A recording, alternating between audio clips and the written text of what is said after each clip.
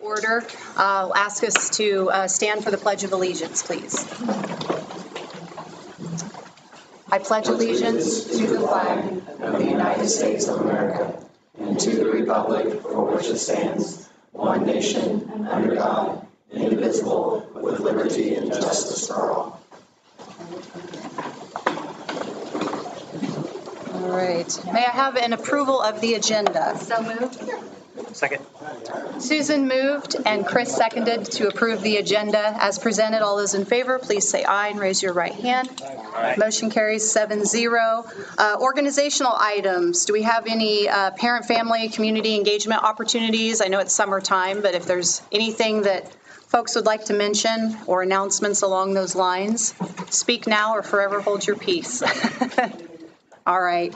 A couple things. Want to have continued thoughts for the Torchia and O'Neill families.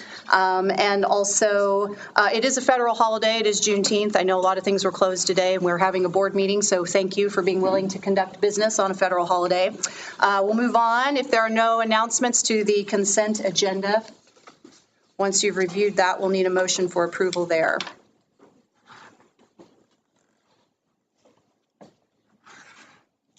So moved.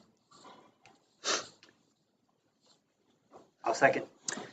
Kelly moved, Chris seconded to approve the consent agenda as presented. All those in favor, please say aye and raise your right hand. Aye. Aye. Motion carries 7-0. Recognition. We have lots of cool things to recognize tonight, so thank you all for coming. Of course, always is our joke, you're invited to stay for longer than the recognition. If you like, you're more than welcome. But we are going to begin with, yes, there we are, the soccer team. And is Coach Ising here? Not yet. Okay, we'll buy a little time. Before we get to that, well, Excellence Through Classics National, he's like, well, yeah, we've got one there. But I see one of our recipients here, so we'll start with that first. So the first one is the Excellence Through Classics National Mythology Exam. And we had a couple of gold medalists. One is here, and I bet one is on her way. So we'll start with that. So Maria Robson. Hi, Maria. How are you? Can I come visit with you for a second? Okay, so you took a test, right? And it was about Greek mythology. And what grade were you in this last year? Third grade. So you're a third grader, and you know a bunch, not just a little bit, but a whole lot about Greek mythology. That's impressive. I bet you know more than I do. That's probably not that part of the goal. But that's a really big deal. So you took this test and you did so well. You didn't just take it. You were a gold medalist. That's a really big deal. So is it okay if you stand by me and let people clap for you? Okay, because this is a big deal. All right, so on this day, June 19th of 2023, the Board of Education, and that's all those people sitting right there, they are going to recognize and congratulate you because at USD 348, we support and promote excellence in all school activities, including Greek mythology tests that awesome, smart, amazing third graders do and are gold medalists. So everyone, let's give it up for Maria Robson.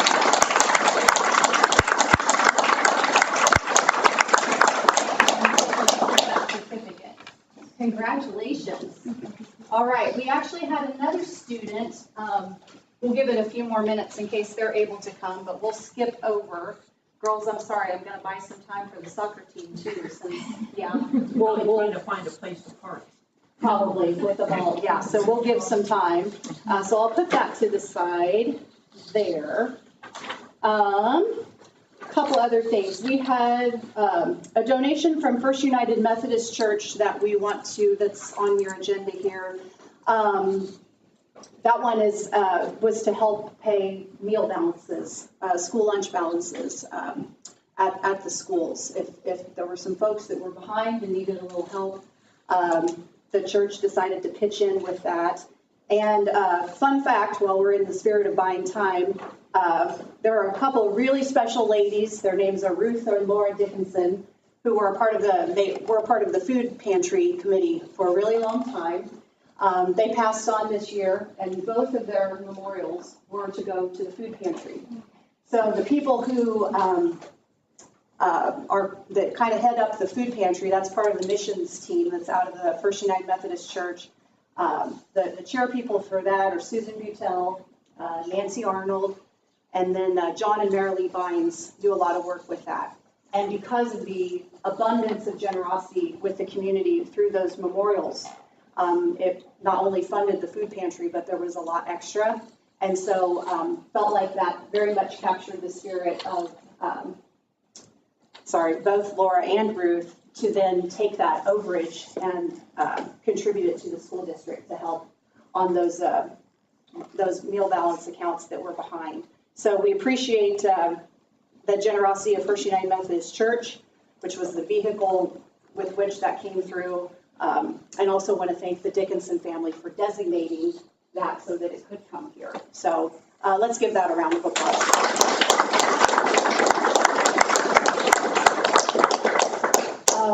I'm told he did not want this, but since it's on the agenda, and I don't want to get in trouble, I know. Thank you, Mr. Brown, Dr. Brown, for your contribution to the district as well. Let's give you a round of applause. If it wasn't in black and white, I wouldn't have done it. All I did was pay my property taxes.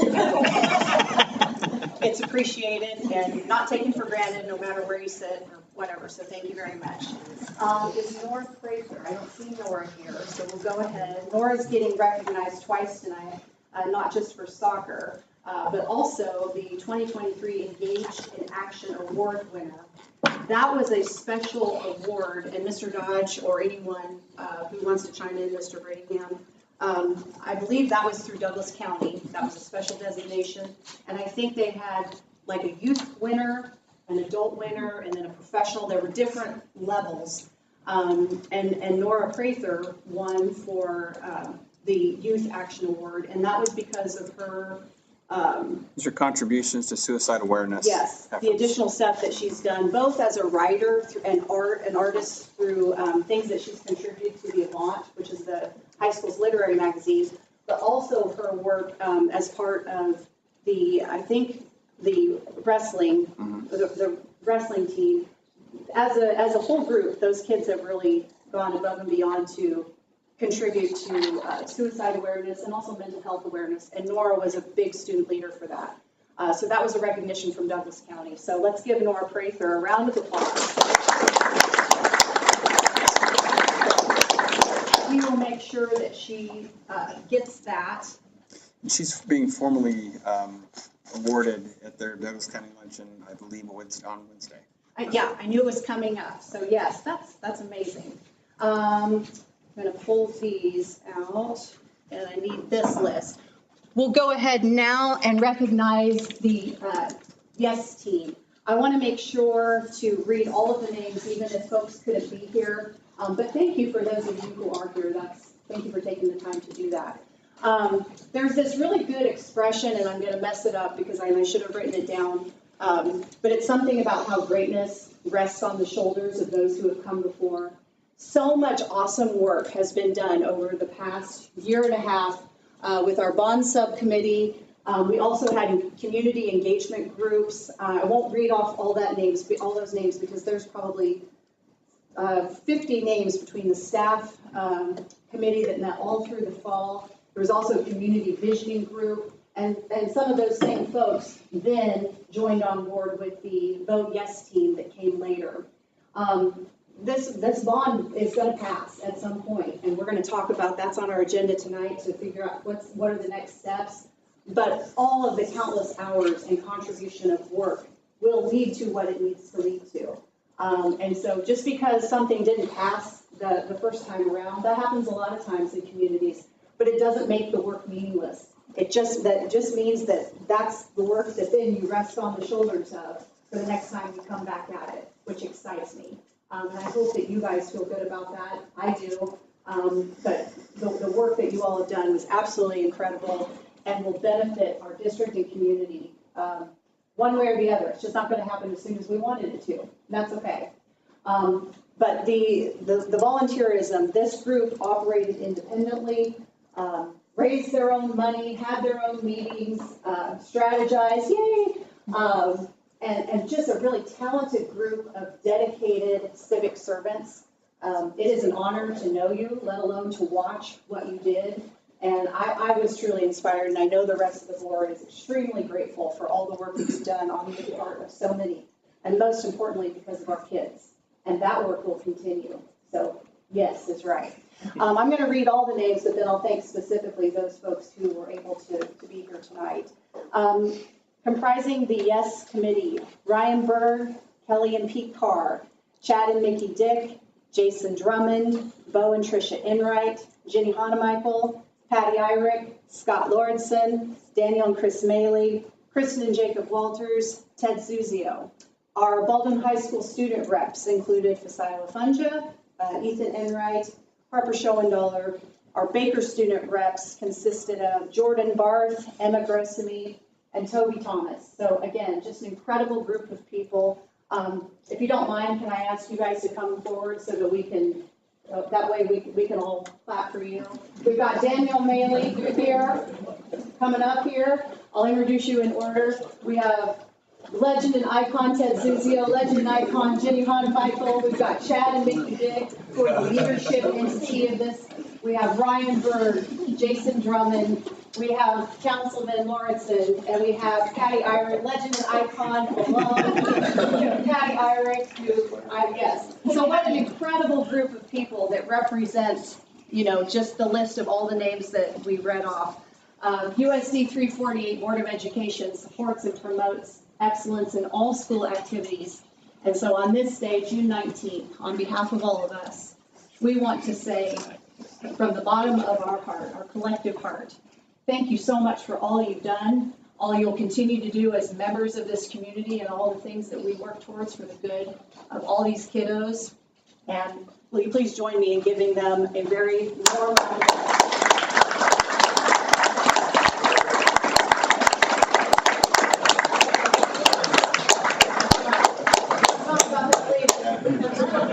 Thank you. I didn't want to make you guys wait till we get to that on our agenda, but stay tuned. That's right.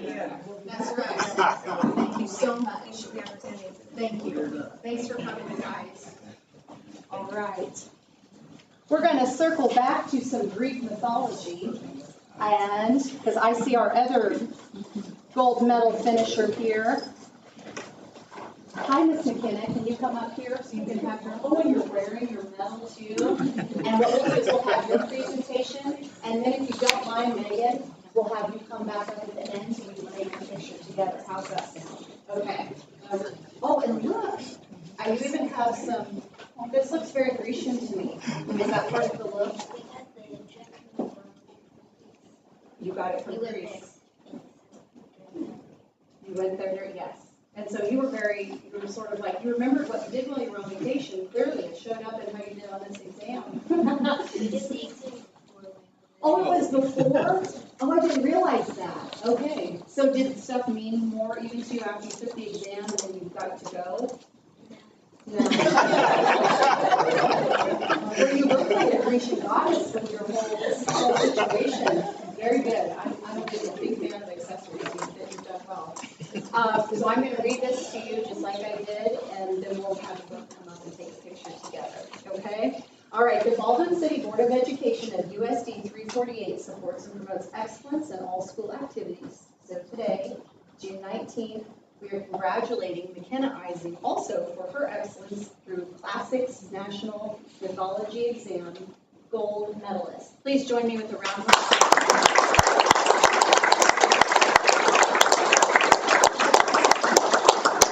If you want to come back up so we can get a picture of you two together. There we go. Miss Megan's going to take your picture. Can you guys come here? There we go. There we go. Okay, let me get out of it so I don't ruin it.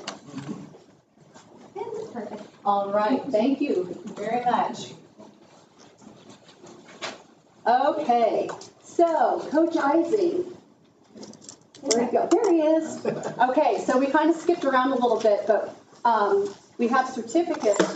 Kind of a big thing happened this year for girls soccer. So I'll read the certificates, but why don't you just talk about anything you would like to talk about in terms of the season, the team's GPA, we can throw that in, that'd be great.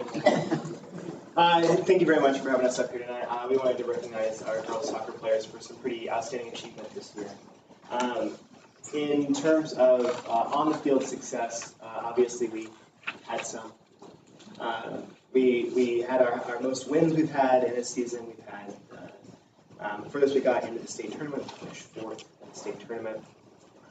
And the girls played just incredible soccer all year round as you went through there.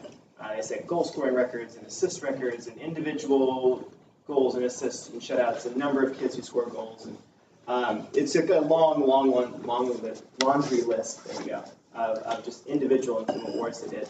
But most important to me as a teacher, we last year had what I thought was a really good academic year and set some high marks for ourselves, and we were honored with National Soccer Coaches Association for our Team Academic Award. And we actually exceeded that again this year. We had a team GPA of 3.85. As a team GPA, that's everybody, the median GPA was a 4.0. We had 15 of 26 finished with a 4.0 or above. So pretty remarkable stuff there. In the classroom, which as a student athlete is what you want to see all the way around. So it's always great when they can do well in the classroom and then also play really well in the field together too.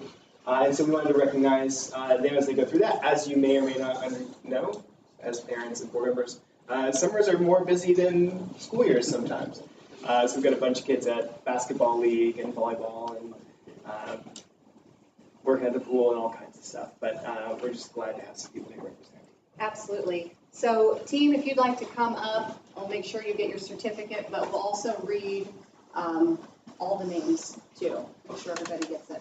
All right, so starting, also pause, Nora, I want to make sure, we recognize you and we clapped for you, but this is for your Engaged in Action award. So yes, so Nora's getting it done in a lot of different areas, so congratulations to you again on that. So we'll start off with our state playing names, and then we'll make sure and include all of the players who are a member of the team.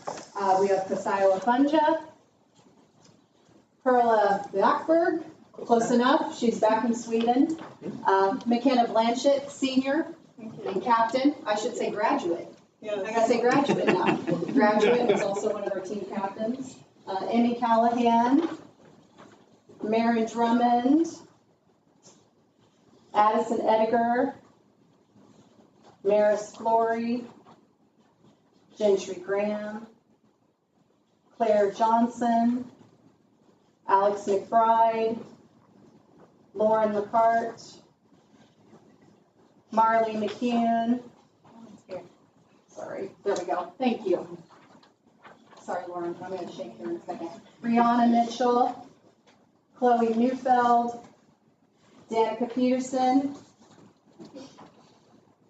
Nora Prather. What were they saying during Prather? We're going to say it right tonight. Nora Prather.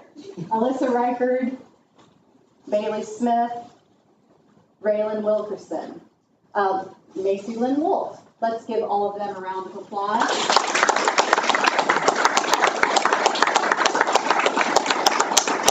And then to make sure we're also recognizing all of the players as well, we have Olivia Callahan, Jersey Fisher, Ireland Kennedy, Taylor Mitchell, and Jaden, aka Liz Underwood. So we will make sure I'll give those to you so that all the rest of those can go out.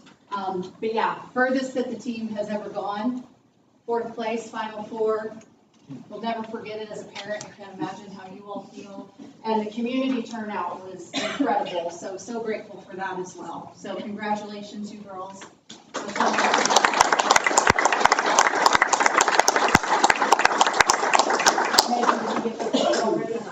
She's so good. I didn't actually shake your hand yet. Congratulations. Thank you all for coming. All right.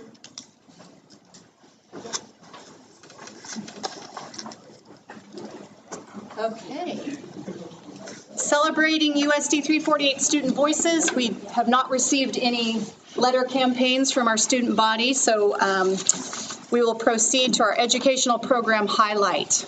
So Ashley Troff, our coordinator for curriculum instruction and assessment, is here to share how our students did academically. It was a good year. Ashley came on and took on a huge role in terms of coordinating assessments and the curriculum adoption that we did this year. And in terms of assessments, in terms of how assessments went, we were very, very proud of our kids this year. So I'll turn it over to Ashley. All right, thank you. Working on the projection there.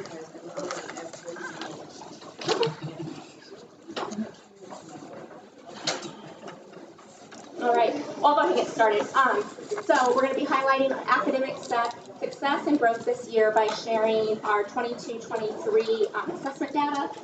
Our students and staff worked really hard, and I'm really excited to celebrate their progress with you.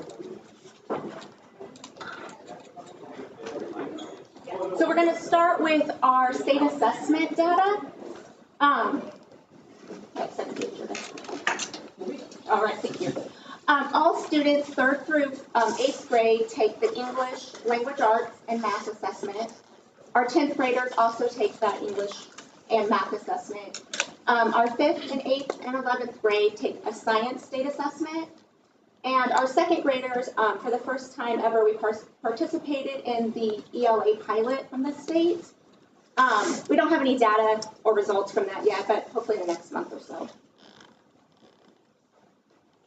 The state assessment is scored by levels, so scoring can be kind of confusing since it's not equated to like pass, fail, or on or off grade level.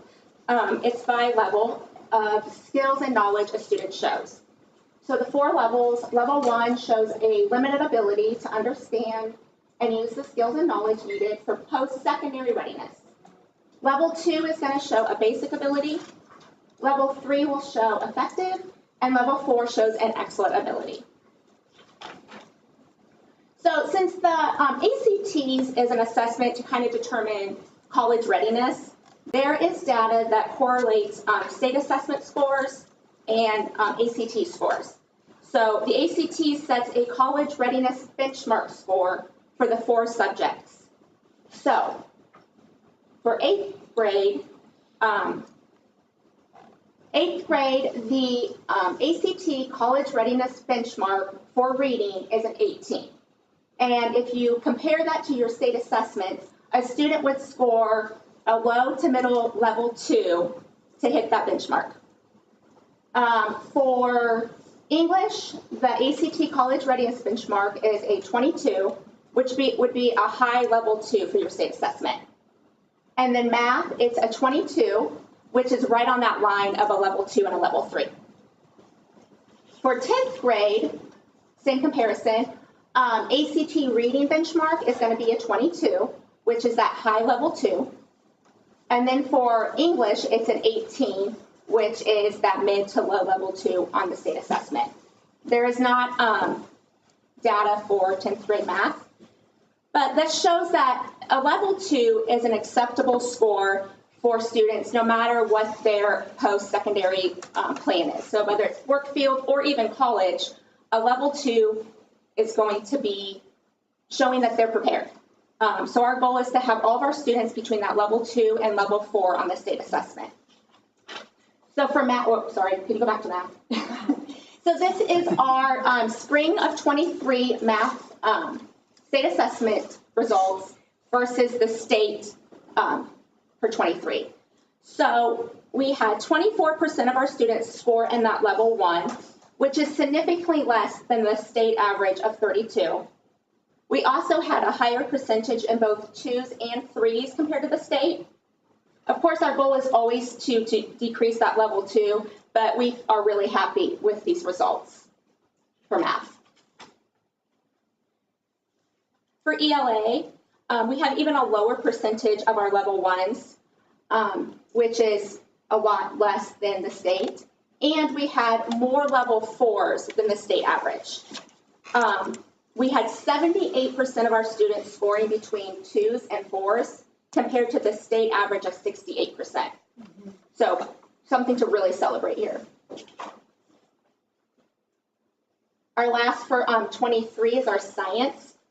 Science is our highest percentage of 1s, but it's also the assessment with the smallest student tested pool. We are significantly lower than the state average, and again, we're higher in that level 4 than the state. The next slide is going to be the last 6 years of USD 348 math state assessment data. So we can definitely see that spike in 21 after the closing in 2020, but we're also seeing a decline since then. Our goal is to be back under 20% again, but our level 4s are higher than they have been in the last 5 years, which is something to definitely celebrate this past spring, with 10% of our students in that level 4. If you have a question, stop me. I'm just rolling through this. Our ELA data is looking really great. We are close to our pre-pandemic numbers, and we had better results this year than we have seen in the last 4 years. And then the last 6 years data of science, we had a bit of spike in our level 1s this year, but that was a statewide trend. We will be looking at elementary science curriculum this year. We're hoping that will give students a better foundation of those science skills before they move on to junior high and high school, and then hopefully reflect in our data. So this is our state assessment results from the spring and the last few years. Any questions? Okay, I'm going to move to another assessment. FastBridge is a district assessment that we give students kindergarten through 12th grade. This is our second year using this program. It is a nationally normed screener for math and ELA, and it screens students to find if there's any risks or deficits in reading and math. Our goal is for all students to be at that risk level low. If there are some gaps or deficits, students could be identified as some risk or high risk. And we give this 3 times a year, in the fall, in the winter, and the spring, to make sure students are growing and learning the way they should be. So this is the last 2 years of our FastBridge data from spring of 22 to spring of 23 for A reading. A reading is a general reading assessment that is computerized that students grades 2 through 12 take. We have made great growth since last spring to this spring. We have reduced our high risk by almost 10%. Our advanced group has grown by 20%. Kindergarten and first grade take a little bit different of assessment. They take early reading, which is a one-on-one with the teacher. And they had a great growth of low-risk students from spring of 22 to 23. So FastBridge Math for the last 2 years, similar to the ELA, where students grades 2 through 12 are going to take that A Math, a general math assessment, computerized. This year we had 67% with low risk or advanced scores. Kindergarten and first grade do that one-on-one assessment with their teacher, and they had an 8% growth of low-risk students.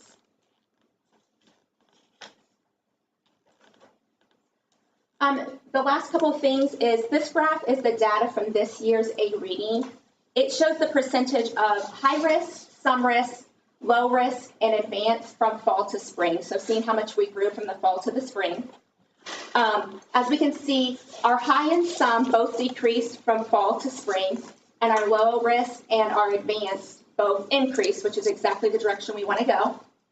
The little graph over to the side is how much growth students actually made. So dark pink is flat growth or no growth.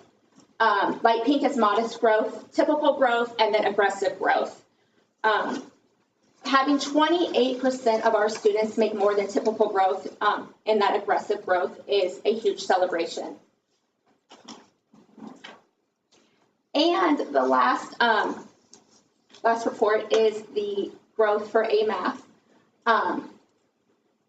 We had 59% of our students make typical to aggressive growth. Our high risk went down in the from fall to spring, and our advanced students went up from fall to spring, exactly the direction we want to go. So I just want to thank our students and staff for their hard work and just excited to celebrate all their success and growth this year. That's huge. Huge, yeah. I mean, it's huge. And thank you for explaining, because it is a very It can be common. really confusing. It's very confusing, and especially with the 1, 2, 3, 4, it is not typically what you think of 1, 2, 3, 4 in terms of what the 2 and levels of 2 tie to the acceptance rate score on an ACT. And it's often not used correctly because it is confusing, and that part of it's fair. But thank you for making the tie between what we're doing in first grade and how that score aligns to what that is on the ACT, because I don't think a lot of people understand that. I think it's a good point. The scores there, when you hear scores, you get the competition side of you that think Yeah. it's a rank. And Right. really what it's a category that it describes how the student performed. And it's, you're basic, you're prepared, and then you've got the effective, and then you've got the excellence. And that's what it's intended to do. It's never intended to be written as a grade level. It was intended to be written as college preparedness. So, And I wish the 1, 2, 3, 4 was not called 1, 2, 3, 4, because in our minds, we think of, to your point, it's ranking. I wish there was a different way to categorize that actually explained what it was. Because then you get, well, you're at a 2, that's terrible. No, it's more nuanced than that. So thank you for taking the time to explain that, and congratulations. One more thing to point out, and that is, the state assessment data is great. It's a scoreboard that all students in the state take. I myself am more proud of our teachers and our students for what we saw with FastBridge. Mm-hmm. That's the actionable data that you see. That's where decisions get made on in terms of what students, when students need more assistance and when students need to be challenged more. And to me, that's where you see a lot of power in the work that our teachers are doing, and the growth that our kids have. So. I just, congratulations on that. That FastBridge is amazing results. I just was curious, based on all the variables you guys have had in the last 3 years. I think you've had a new reading curriculum, a new math curriculum, PD around that curriculum for all the teachers to be comfortable with it. The teacher-student relationships is always a variable. So have you analyzed maybe or hypothesized, I guess, what you would attribute some of those gains to? I think our math, when we made the switch to Eureka math curriculum, made huge progress in our math scores. That foundation just really, really helped. And I'm hoping implementing our new reading curriculum this coming year, we're going to see that same trend. Yeah. So. Okay, so curriculum could be one of the factors, right? Our teachers have worked really hard in almost all buildings implementing MTSS, especially working with TASM this year. We spent a lot of time this past year doing data meetings, looking at that FastBridge. So we would, look at the fall compared to the winter, how much growth. We'd go down more to class, and those teachers just put a lot of work in looking at those numbers and making a plan of what to do next. So sounds like they're really focused. And we have some great building leaders who are supporting all of this as well. So congratulations. Yeah, awesome. All right. Do we have anybody signed up? All right, we'll skip over public comment. And we are now at financial report. First up is the amendment to the 22-23 budget. Good evening. So as you recall, on June 5th, we met for our amended budget hearing for the amending the general fund, K-12 at risk, and SPED. And again, this was to allow us to have the budget authority for state aid, have the ability to spend down. So this evening we are seeking a motion for acceptance of that.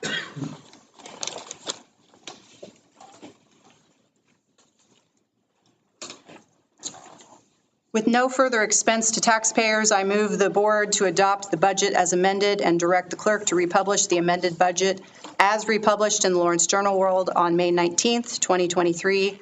This amends the spending authority of the following funds: General Fund K through 12 at risk and special education for USD 348 Baldwin City. Second. It's been moved and seconded. All those in favor, please say aye and raise your right hand. Aye. Aye. Motion carries 7-0. Great. Thank you. Thank you. So I have several items this evening. So the second one's going to be capital outlay. As Megan gets this prepared, prepared. Again, this is just a draft for the 23-24 year. In my previous correspondence to the board on Friday, the capital outlay plan I sent out was based upon a higher mill level than the normal 8 mills. So this evening in your packet, I adjusted that down to our current 7 mills, just based upon this budgetary year. So there is some shift in numbers just for the fact of obviously less donors. But we didn't want to assume anything, so and over the weekend we had some communication, so we decided to add that this evening. So what you see on the screen, kind of dark, but it'll warm up. Again, this is just kind of a budgetary draft at this point. This evening, we're not going to be seeking any kind of approval, but just more communication will give us, allow some time to make some adjustments or any suggestions that the board may have for July's meeting. So can I scroll a little bit there? Yeah, so most of this is just going to be transportation. It's the first section here for bus rotation. The bus rotation is something that we've done for the last 2 years in purchasing buses. We would like to continue that for the next 2 years, and then ultimately have a year off from buses. Again, that can shift, but that's just kind of at this point what we're looking at. The vehicle rotation, from again the earlier correspondence, we decreased this just for the budgetary reasonings there, but this will allow us to purchase 2 new vehicles. We had a couple vehicles this year that unfortunately didn't come along with us.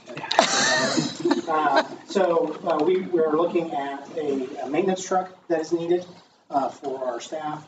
And then the other vehicle would be for support services, either a transit or more so we're thinking like a traverse type of vehicle.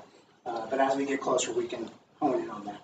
Technology, pretty much the same thing, a little bit of adjustment there, just from our normal annual costs there for computer rotations, student iPad rotations, student Chromebooks, those things. The mechanical and building envelope, again, some adjustments there, but just increased costs for preventative maintenance for Mike and his crew, his department. We do have maintenance salaries in there. That's something this year we had to look at for VODA. I did put that in there just as a precautionary. That's not something we have to do, but that's why that's. But that's allowable too. It is It's allowable. Add maintenance salaries and then. Yeah, grounds maintenance, Yeah, I didn't know. So the parking lot sidewalks, again, this is kind of a plan that Mike and I, really Mike, has kind of put together for repairs to our parking lots and bus loops and things of that nature. One thing I do want to hone in on is the facility improvements. So we've been looking at, we would like to look at a plan for the sports complex. This would be including bleacher covers, field grade repairs, fence repairs, and mainly for next year, a big project for the concrete walkway. Over here. Yes. Yeah. Yes, I'm sorry, softball sports complex, yes. So that's kind of our, we're going to stretch it out kind of over a 4 or 5 year plan. I know we're in conversations with the recreation on how we want to look at doing that. Again, this is just the initial plan. The other thing that we're excited about doing is the potential of the gym lift chair at the junior high. So we did have a quote, kind of budgetary quote come in. And so we're excited about having that on there. This summer, we've been working on the high school locker bay improvement. We've been removing lockers. Some of you have bought those lockers. And so we're allotting some money for some reason to kind of clean that up.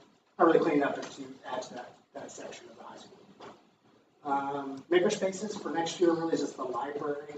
We've been doing a lot of painting. The painting's done in the library in the high school. We've got some carpet installed, I think, this week. The other thing we're excited about is the volleyball standards for the high school. Look at, because I know Gary would be very excited to have that.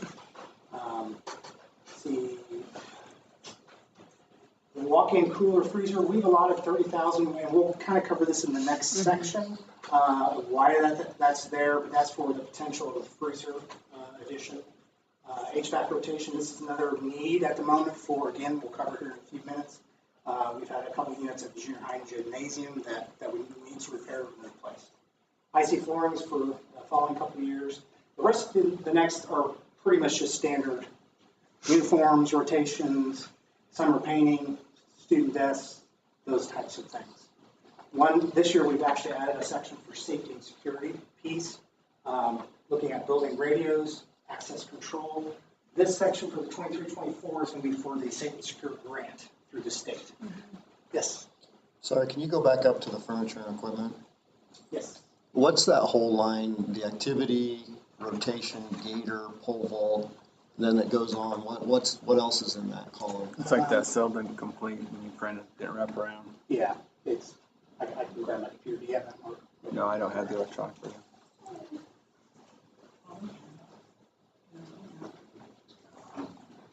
I think it's PDF.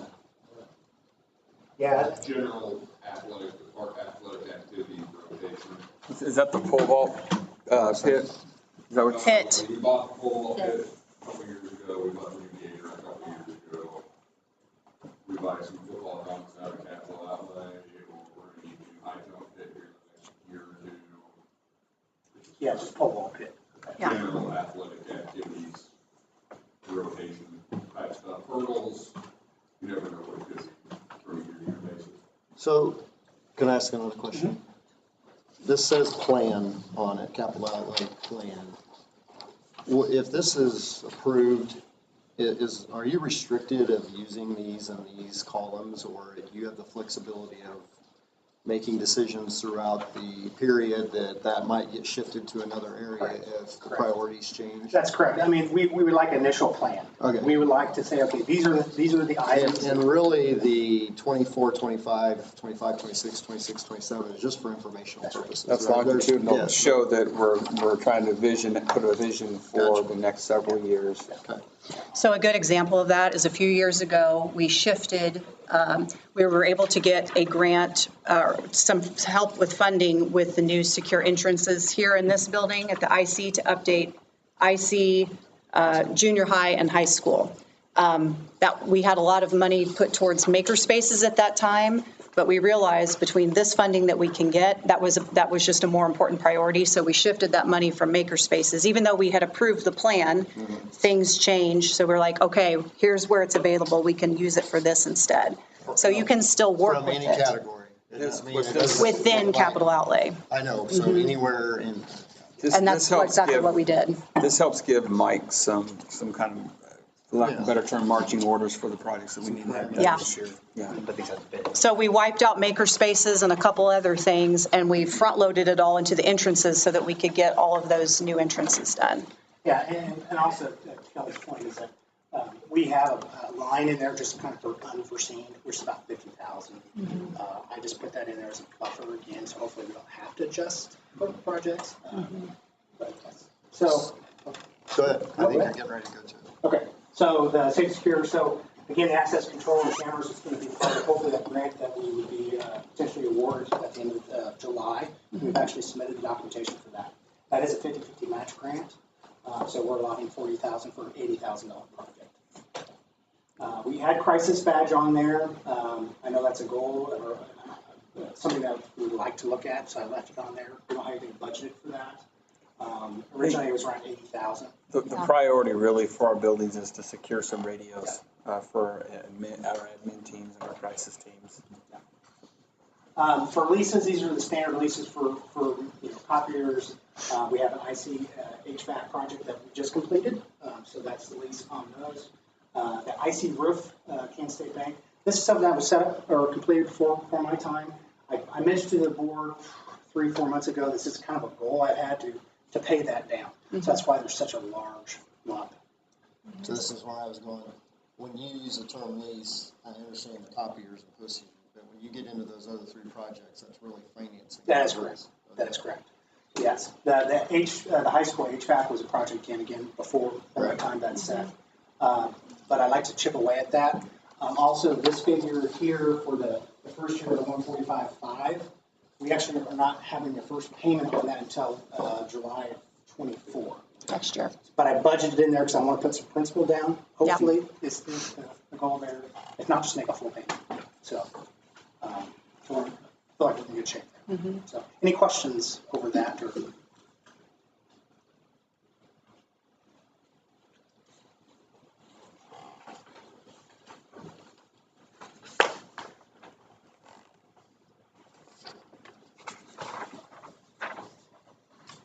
Any questions, comments?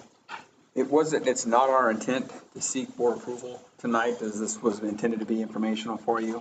So it's our intent to seek for approval in July. If there's any considerations that we need to make, that gives us that time to put that in place. And I would welcome in the next, following days, obviously, if there's something that pops in your head that, hey, why didn't we talk about this? And, just let me know, shoot me an email or call me. Yeah. So if we approve this, does that mean that we've provided you the go-ahead to do, like, on the sports complex as an example, or the gym lift chair? Does that indicate that you have the green That we light to do go want with to those? kind of move forward in that process, yes. Yes. So. And again, that's why we wanted to allow this time for reflection on this too, as far as for the approval piece. So if there's something that we want to change or, look at modifying or adding or removing, we sure can do that. So for example, if you say, hey, we only really want to buy one vehicle this year, we have that discussion. So we have that discussion tonight or in July's meeting? We can have it this evening or how, yeah. But the dollars that are generated are attached to that mill amount. So if the discussion is like, that's what you can get out of that. So if there's other ideas about what it should go for instead, certainly that conversation can happen now. If people need time to think about it, that's fine too. But we're not going to make a motion one way or the other tonight. But the floor is definitely open for discussion. And I'm still asking questions, just so I understand. But, so if there were a project, let's just use the sidewalk project as an example, then you would come back for approval of that at another later date, even though it's in the budget. That is correct. Yes, because there's that amount there that we'd have to go out. What that would do is give Mike the go-ahead, okay, I'm going to go ahead and reach out and start the bid process so that he can go through and go through the steps of securing bids by law legally to take us through. That's by having it in this plan. It allows him to start that versus coming to the board, asking for permission to start a project and then to go out and seek bids. I think what you're asking, Kelly, is if we get to that point and the budgetary numbers or the bids don't come in and we have questions, you obviously have the right not to accept those. Mm-hmm. Yes. You're just saying. Or reprioritize it as an Right. example, Yes. because I guess just in, I don't know. If you go look at the concrete and sidewalk and think that, no, that money could be spent better here, then we can have the discussion about reallocating, and you can advocate for. Capital outlay can shift multiple times during the year as, again, unforeseen things that have popped up. So, Yep. But again, this just kind of gives us a direction to begin the year with. So if the Locker Bay improvement comes in higher, then we can still go higher.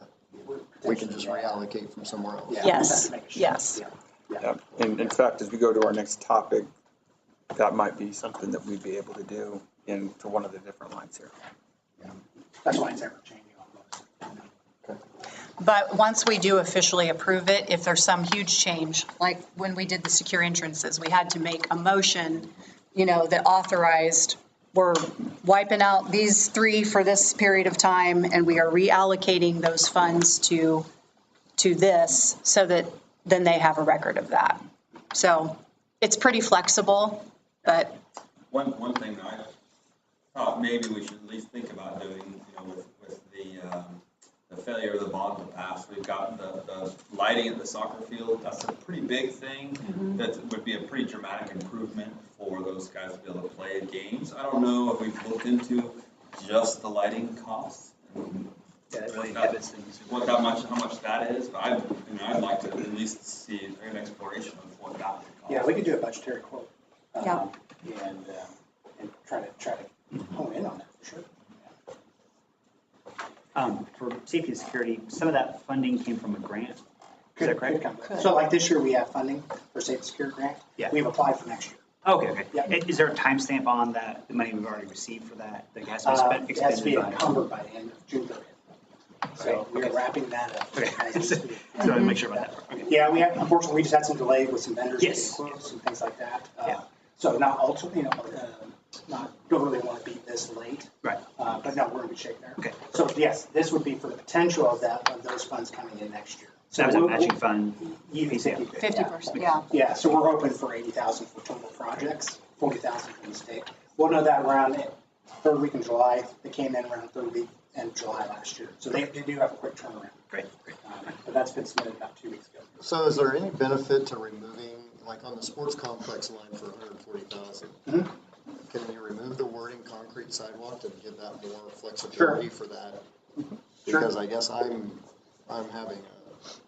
running into a roadblock in my head of spending 140,000 on a concrete sidewalk when we already have one that gets us in there, as far as a priority. This is, go ahead, Mike. This is to finish where the gravel is. I understand that. Yeah. And to go on out to the bottom for. Yeah, I understand that. I'm just not sure I feel that's a priority over a lot of other things we have, so that's. Mm-hmm.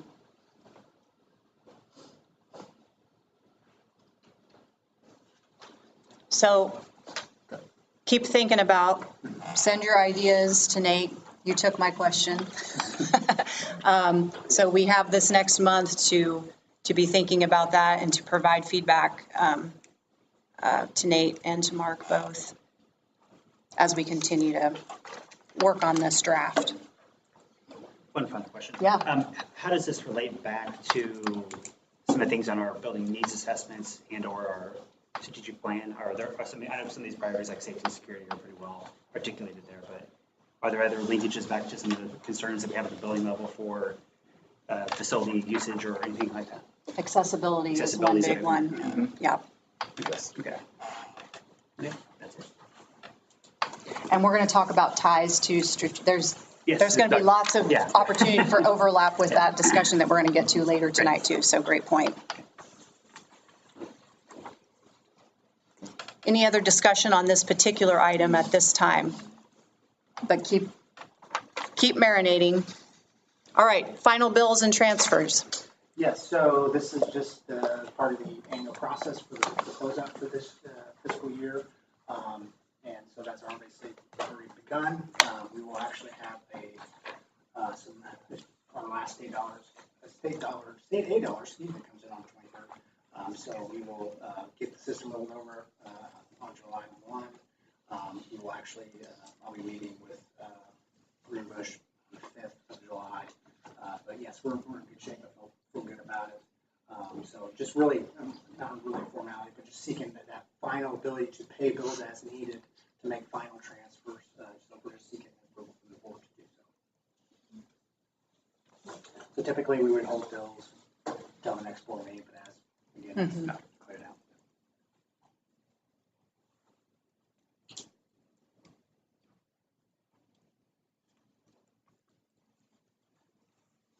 I move that we provide the authorization for the process of final bills and transfers for this fiscal year.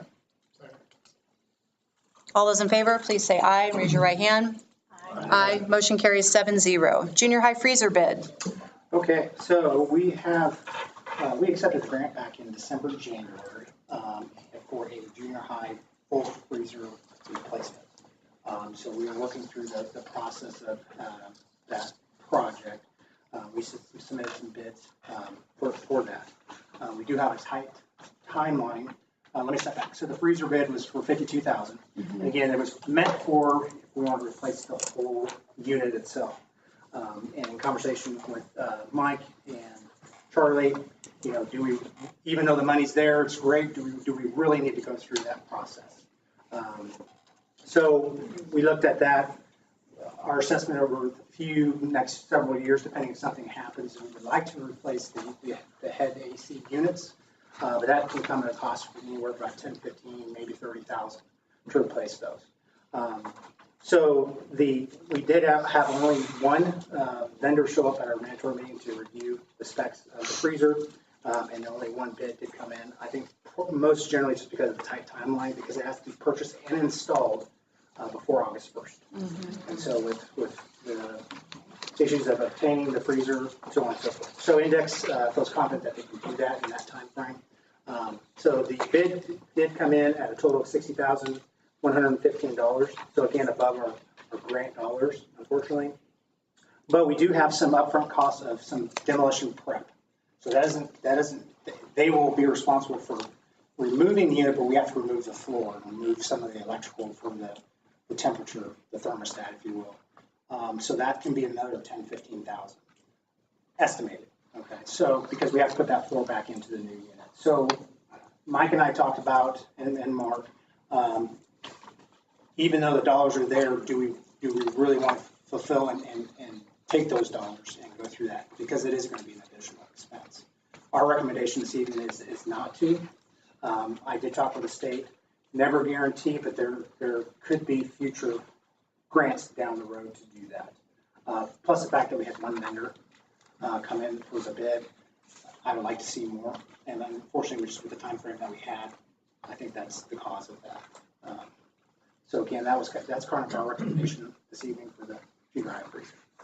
Is this a freezer that's? It's a walk-in, two-door walk-in. He's asking, is this freezer that's not functional or on the way to being not functional? No, it's not. It's functional, but the cooling units are old. I mean, they could be replaced, but I think that the walls and the floors are in decent shape, and we did replace 3 doors before I got here, but they're fairly new doors on. So that's where you lose a lot of your flow. So by rejecting it, we're not just like, sorry, it's not working. It's working. We're just going to look at some different solutions. Right. I mean, obviously, we don't know what tomorrow's going to bring on Right. anything. You know, again, that's just kind of our assessment of the current space. But, you know, the fact that the state can use those dollars, you know, other districts can use those dollars as well. So I know they're just kind of trying to finish out their grant opportunities too. So definitely want to let them know sooner than later. But again, just kind of wanted to present that to you this evening. And again, I would love to see a few more vendors for just comparison of really what we were looking at.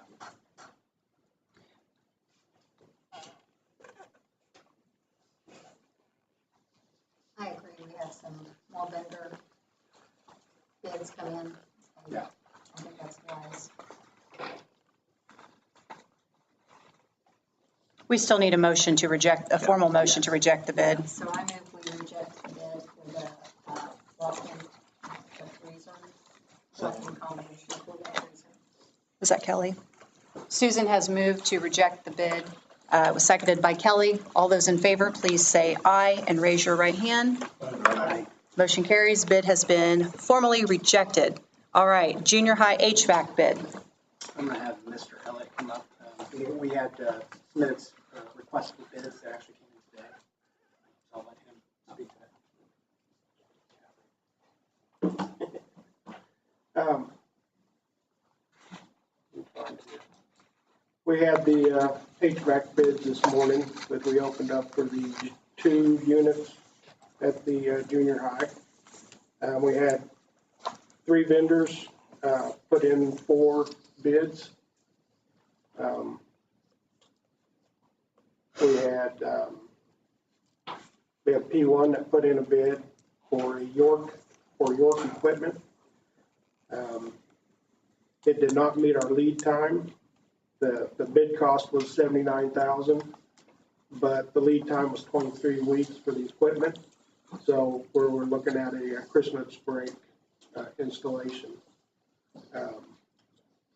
McElroy's, they bid some train equipment at a cost of $97,845. Their lead time was 2 weeks with a completion of 4 to 6 weeks. But their units did not have any humidity control in the units. DCI Mechanical, they had 2 manufacturers, Lennox at a cost of $128,000 with a lead time of, or a complete project time of 6 to 8 weeks. Or no, lead time of 6 to 8 weeks with a completion time of 1 to 2 weeks after they receive the equipment. This equipment also had humidity control, which I think is what is needed down there in the gym. And they also bid Carrier. They had a lead time of 22 to 25 weeks, which put us into Christmas break again. And that cost was $106,648. So what I'm recommending is we go with the Lennox equipment from BCI Mechanical for $128,802. I wouldn't do this unless we absolutely needed it. We are down to one basically. And with that being the varsity gym, I want to keep it going as we can. So, like I said, my recommendation is for BCI Mechanical on the Lennox equipment. Any questions?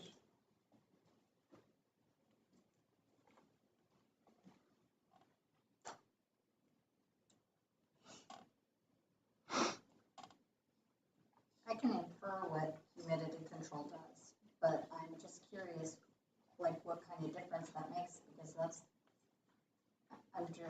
I guess that's a huge company, not for all these, right? So why would they not have humidity control in their units? For one thing, the equipment that they bid, the train equipment, I was getting unsolicited information from Train that all their equipment was, that we were looking for, that because I had spec'd out humidity control in our equipment. And everything I was getting from Train was like, we're 25 to 27 weeks out. And I was really surprised that I got this. I don't know, it's probably a standard efficiency unit that doesn't come equipped with humidity control. The other units are high efficiency units, so we'll have a little savings there. So the humidity control will reduce the possibility for expansion and contraction within the wood floors and buckling of the floors. Yes. So any of the money that we save on this bid, we're probably going to be spending on fixing the gym floor. We could, because during that last rain, we did have some water come in on that west side that actually got up underneath that floor. We had to take out the metal strips and get that all dried out. This will just help keep that area, the humidity down, especially like if we have showers or wrestling tournaments that gets real humid and sweaty in there. So is it fair to say that it's not just about the protection of the floor and the other structures in there, but the humidity is obviously going to affect the use of the gymnasium by the athletes that are there? Yes, it'll make them more comfortable, and it'll cut down on mold and mildew in your buildings. We had this problem, well, they had that problem in this building when they built it, and they initially put in units. I think they weren't big enough for this space, and they had a lot of, or they did they not have? They were too big. Couldn't evaporate the moisture fast enough, and they had a lot of problems with mildew and mold. That's why they had to replace the units. I think it was 2 years after they put them up. So it's not just, it's feeling comfortable, but it's also helping your building and your indoor air quality. That makes sense. Basically McElroy's didn't bid what we asked for. Exactly. And actually, P1, I have a list of paperwork that I required in my bid packet and the specifications. And P1, I mean, let's say BCI was the only one that met all the bid requirements in that packet. And I do that as sort of a beginning vetting process. It's just like the mandatory meeting that I hold. If you don't show up to the meeting, then you're automatically disqualified from bidding. So I want people that are going to be there and people that are going to pay attention to the little things when we're talking about equipment and talking about this much money.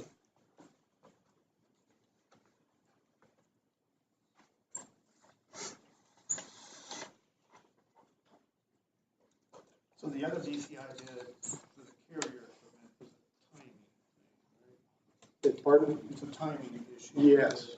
Installation until the end of the semester. Yes.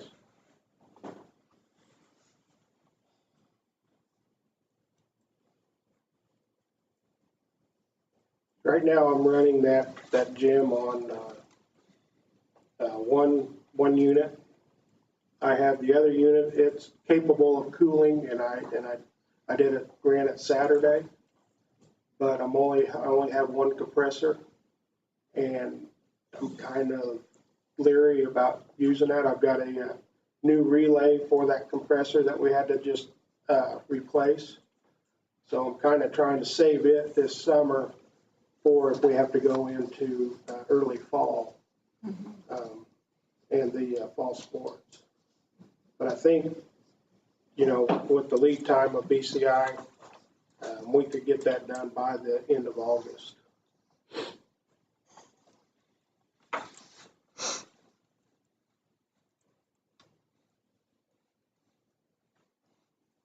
Any other questions?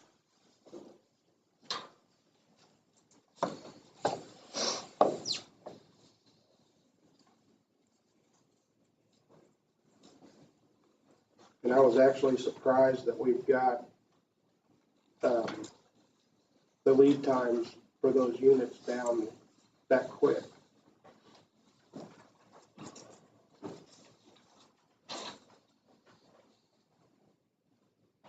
I'm going to be honest, I thought it would be a Christmas break project, so.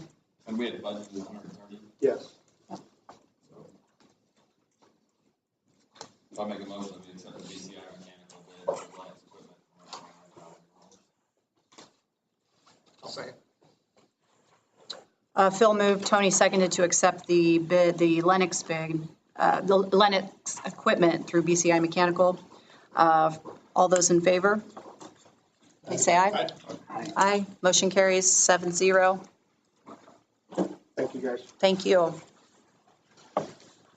All right, that concludes financial report section. Moving on to G, administrative reports, and we will begin with the food service presentation.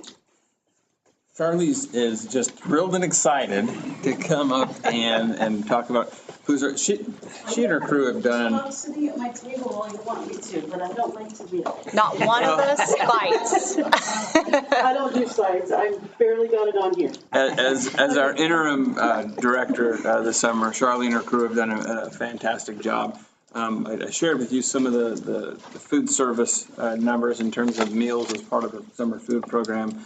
The first week, they served 230 orders, which equaled to 3,220 meals, individual meals. The second week was 298, which was about 4,127 meals.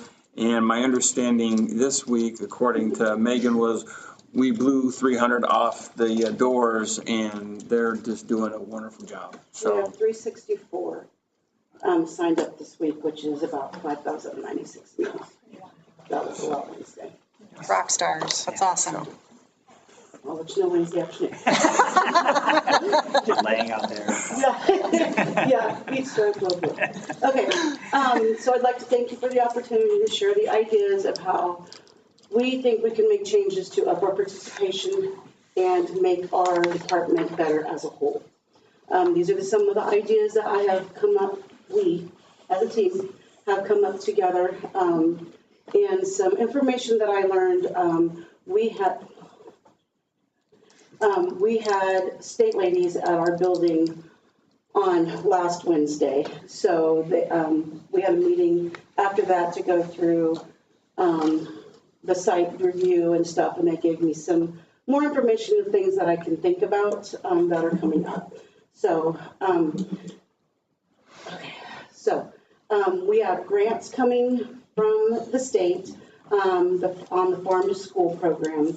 The first one is Local Foods for Schools grant, which is $5,400 plus She said she's pretty sure that this will take a hold and we will be able to get additional funds for this. And this is a grant to purchase fresh meat. So we are looking at local farmers, and then I have to check with who does their processing to make sure that they meet state guidelines and that they're on the approval list and not the non-list. So we're looking at purchasing a whole beef and a whole hog. That will give us the opportunity to have fresh hamburger for like our taco meats and stuff. We're going to look at trying to do fresh hamburgers. That's a process that I'm talking to a couple other schools that are doing the fresh meat stuff. And then a hog so we can have fresh sausage with our breakfast days. We also have food supply chain money coming still. This money can only be used for non-processed items like fresh fruits, our milk. It'll help pay for our milk and stuff. So some of the concerns were they wanted to see more fresh fruits on the lunch. So this will allow us to purchase more fresh fruits and stuff because they are quite pricey. So we held those to breakfast because of the amounts that we serve. So we just kind of did that. But this will give us an opportunity to put those on the offer versus serve bars so that they can have more fresh vegetables and stuff.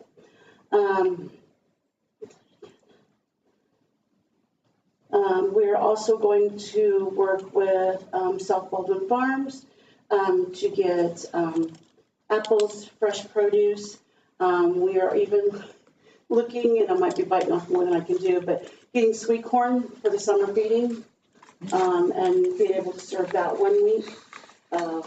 I've talked to Jill, the garden club lady, and her garden club kids are going to help us shuck the corn on their garden days so that they can kind of see what that's like and all that kind of stuff. We also received a grant earlier in the year for a dough sheeter and a dough divider. And we received that because we already buy local flour and we are already doing all of our own baking. We bake our own buns, hot dog buns, hamburger buns, sub buns, all of our breakfast items. We have our freshly baked.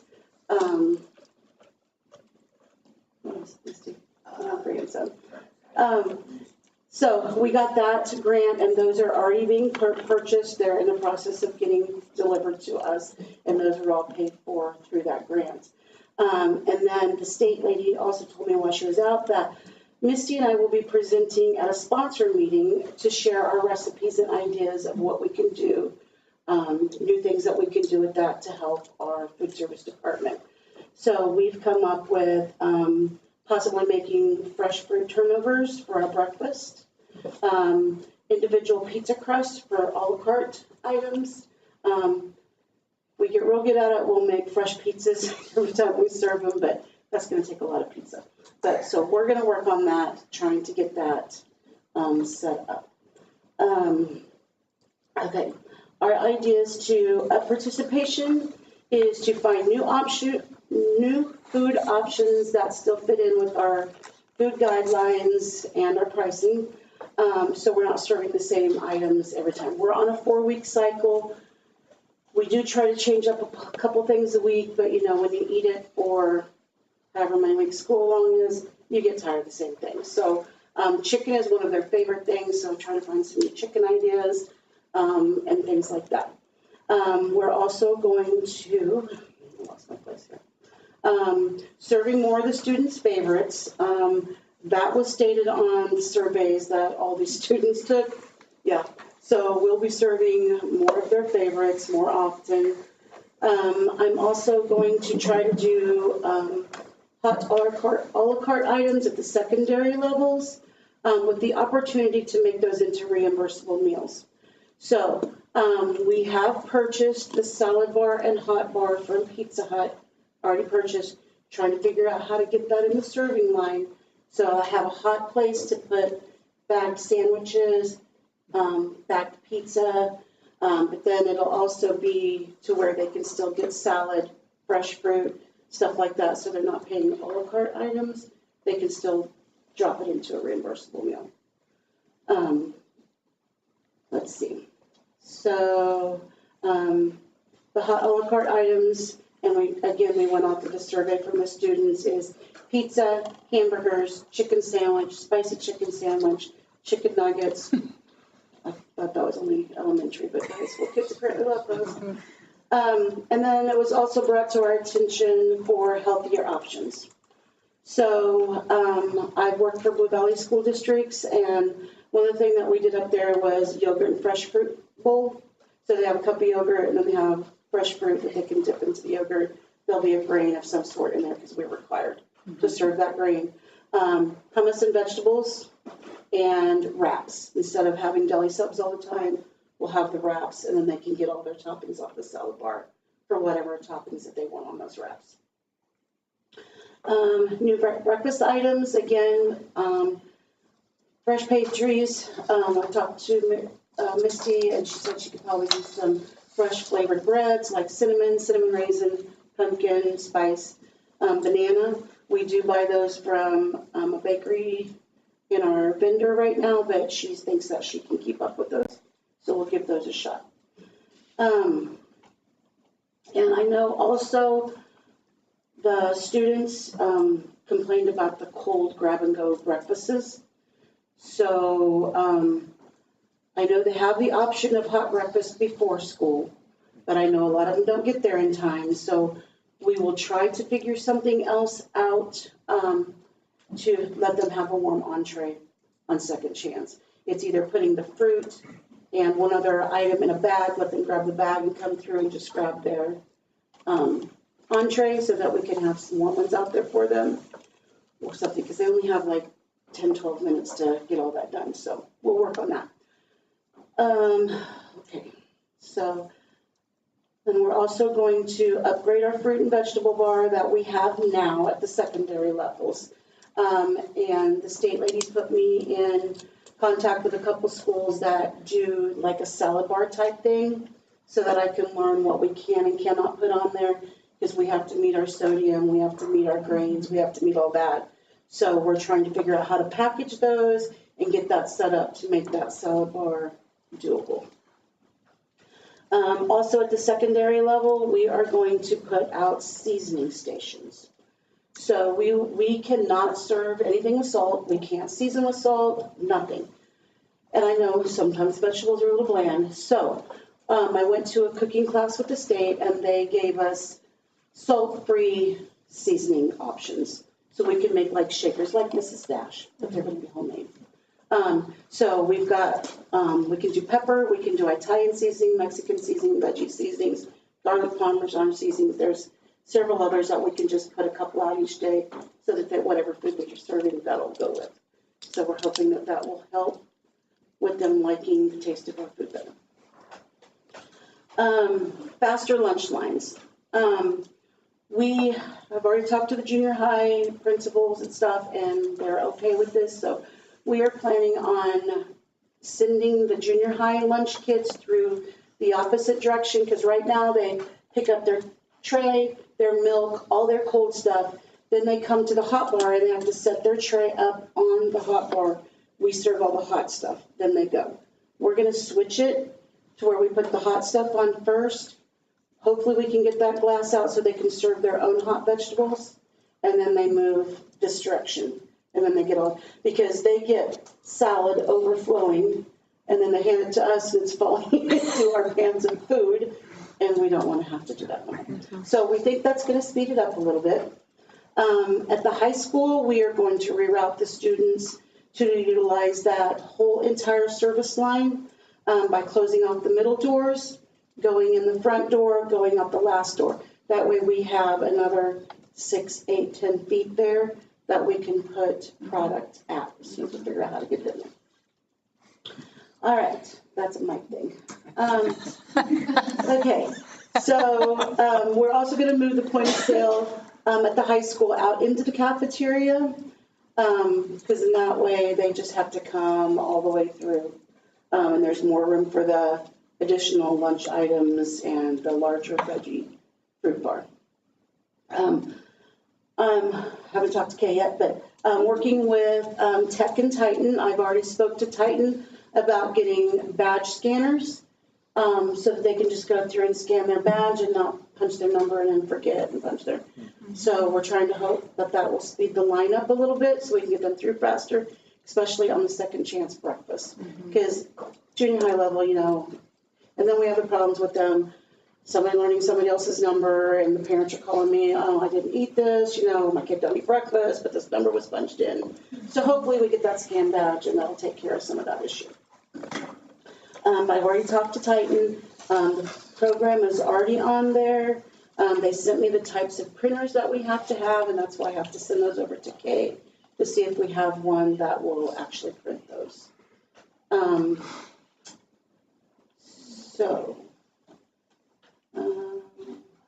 Anything else, guys?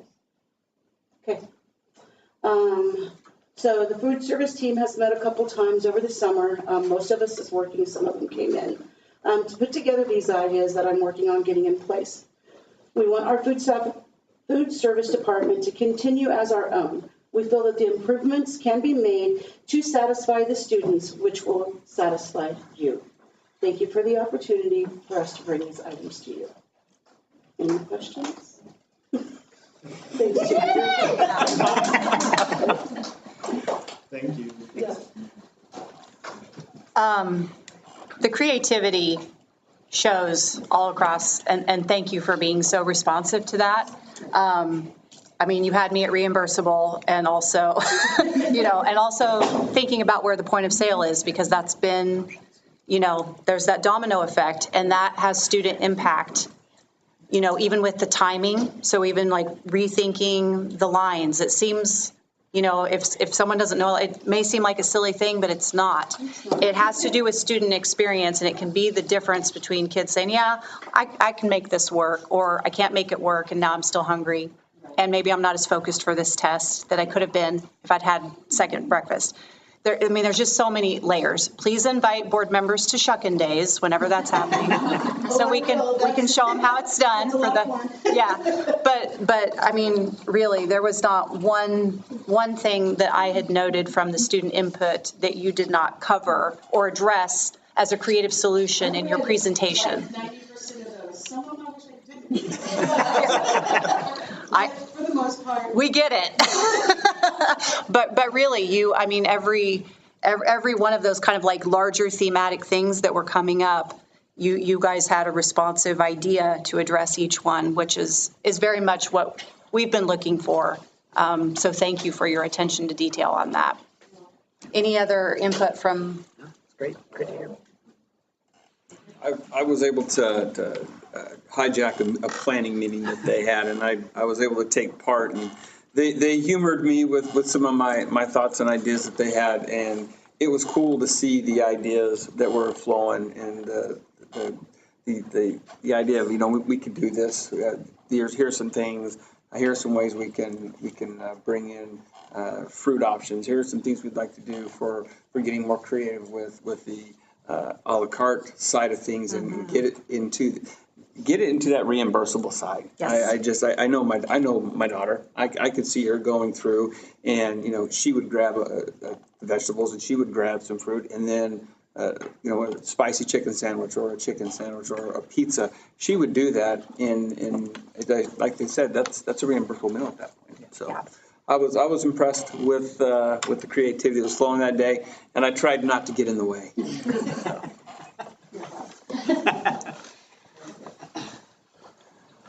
All right, so because we've initiated the bid process, the bids, and Nate, correct me if my dates are wrong. I tried to go off of what we had.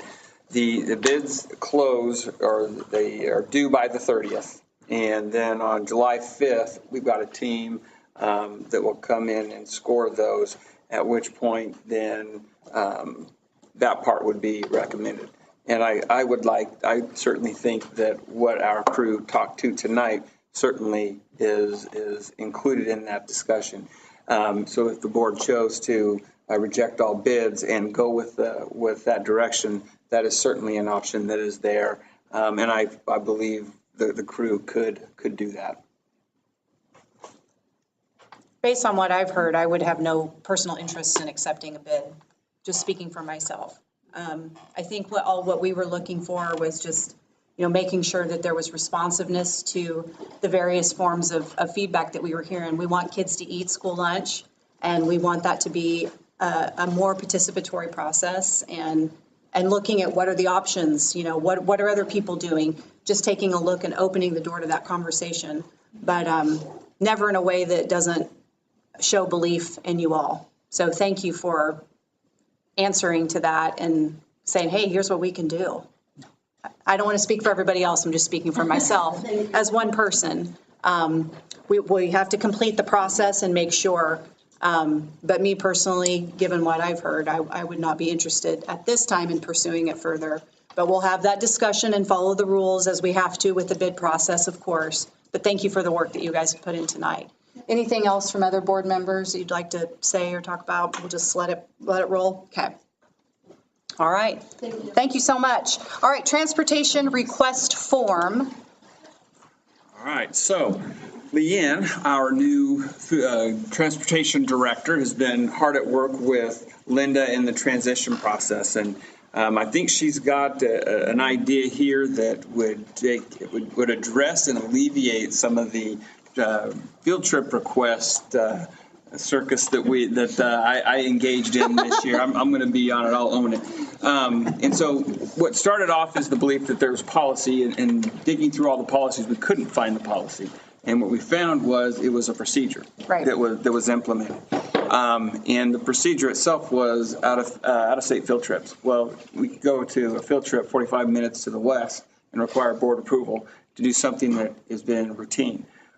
But they could drive 5 hours to the west, stay in the state, and it didn't fit the same criteria. So Leanne came with a suggestion that was centered around taking the 4 different transportation requests that were floating around out there and just coming up with one. So at this point, I will turn it over to Leanne. Good evening. With Megan's help, I was able to come up with one form that would be submitted to administration for field trips. So what this one would do would alleviate any transportation requests coming your way under 200-mile limit. So if a school bus is going to Salina, Garden City, Hayes, or anywhere, maybe even St. Louis, they have to get permission, get out of board approval for that trip. But if they wanted to go to Kansas City, Kansas, and go to the zoo or wherever up in Kansas City, Missouri, then you wouldn't have to be bothered with that sort of responsibility. So we were able to come up with that idea. Probably just to alleviate some burden off of the school board. But if you have any questions or recommendations, I'm open to them. I just have a question for clarification. I love this, but for clarification, is it one Board of Education member, or would it be, currently it's the entire board. Will there be one? That we need to edit that to probably president, the school board president for signature. The only reason I'd like to ask that is because we've had times before where, in the haste of getting out of a 9-hour board meeting, I caught one of you. The motion was made by the whole board, but just one signature was required. Oh, so this is only the signature. You're still going to have the whole board approve it? Yes. Over 200 miles. Okay, that's a little confusing on this form, I guess, but it's fine.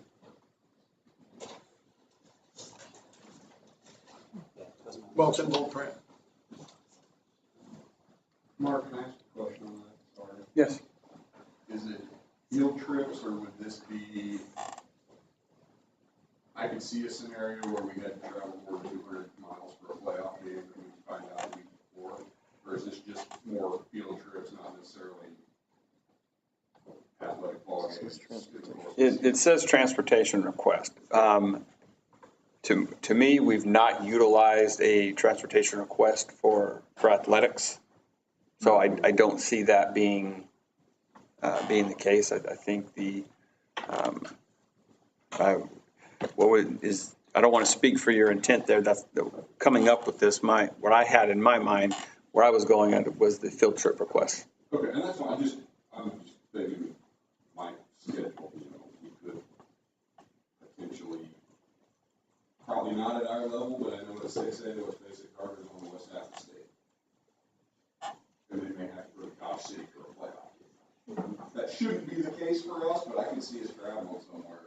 Well, and it's state's playing, state being in Salina. I did not view this for activities or athletics. To me, it was the field There's trips. more field trips, especially this. So if it would, we can edit the form to say field trip request form, if that would help clarify that Aren't piece. there some planning logistics that have to go into the trip to Salina, or like a football game in Dodge City or something? Like, it requires additional personnel to drive the bus, and the bus is technician that day too, so it seems to follow that if you're gonna be gone for a 200+ mile trip, you should probably have some documentation for that as well. I can't argue that logic, so. That's good. Yeah, you did a good job. So. Kelly, would you feel better than just said board approval required only if we don't really do some signatures? Right, that's kind of what, to Kind me, of that taken as a given since it's listed underneath. Say that again, sir. So parentheses, superintendent of BOE, blah, blah, blah. Could we change that to board approval required only if traveling 200 miles or more? And then the signatures explain themselves underneath that.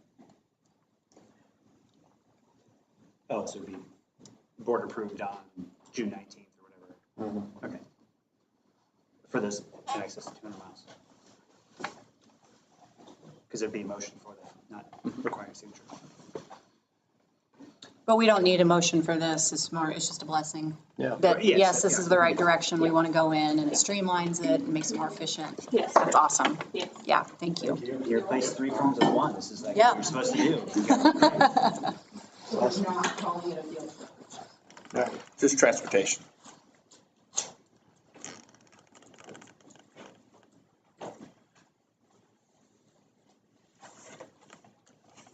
Okay. Make sense? All right. International Spanish trip.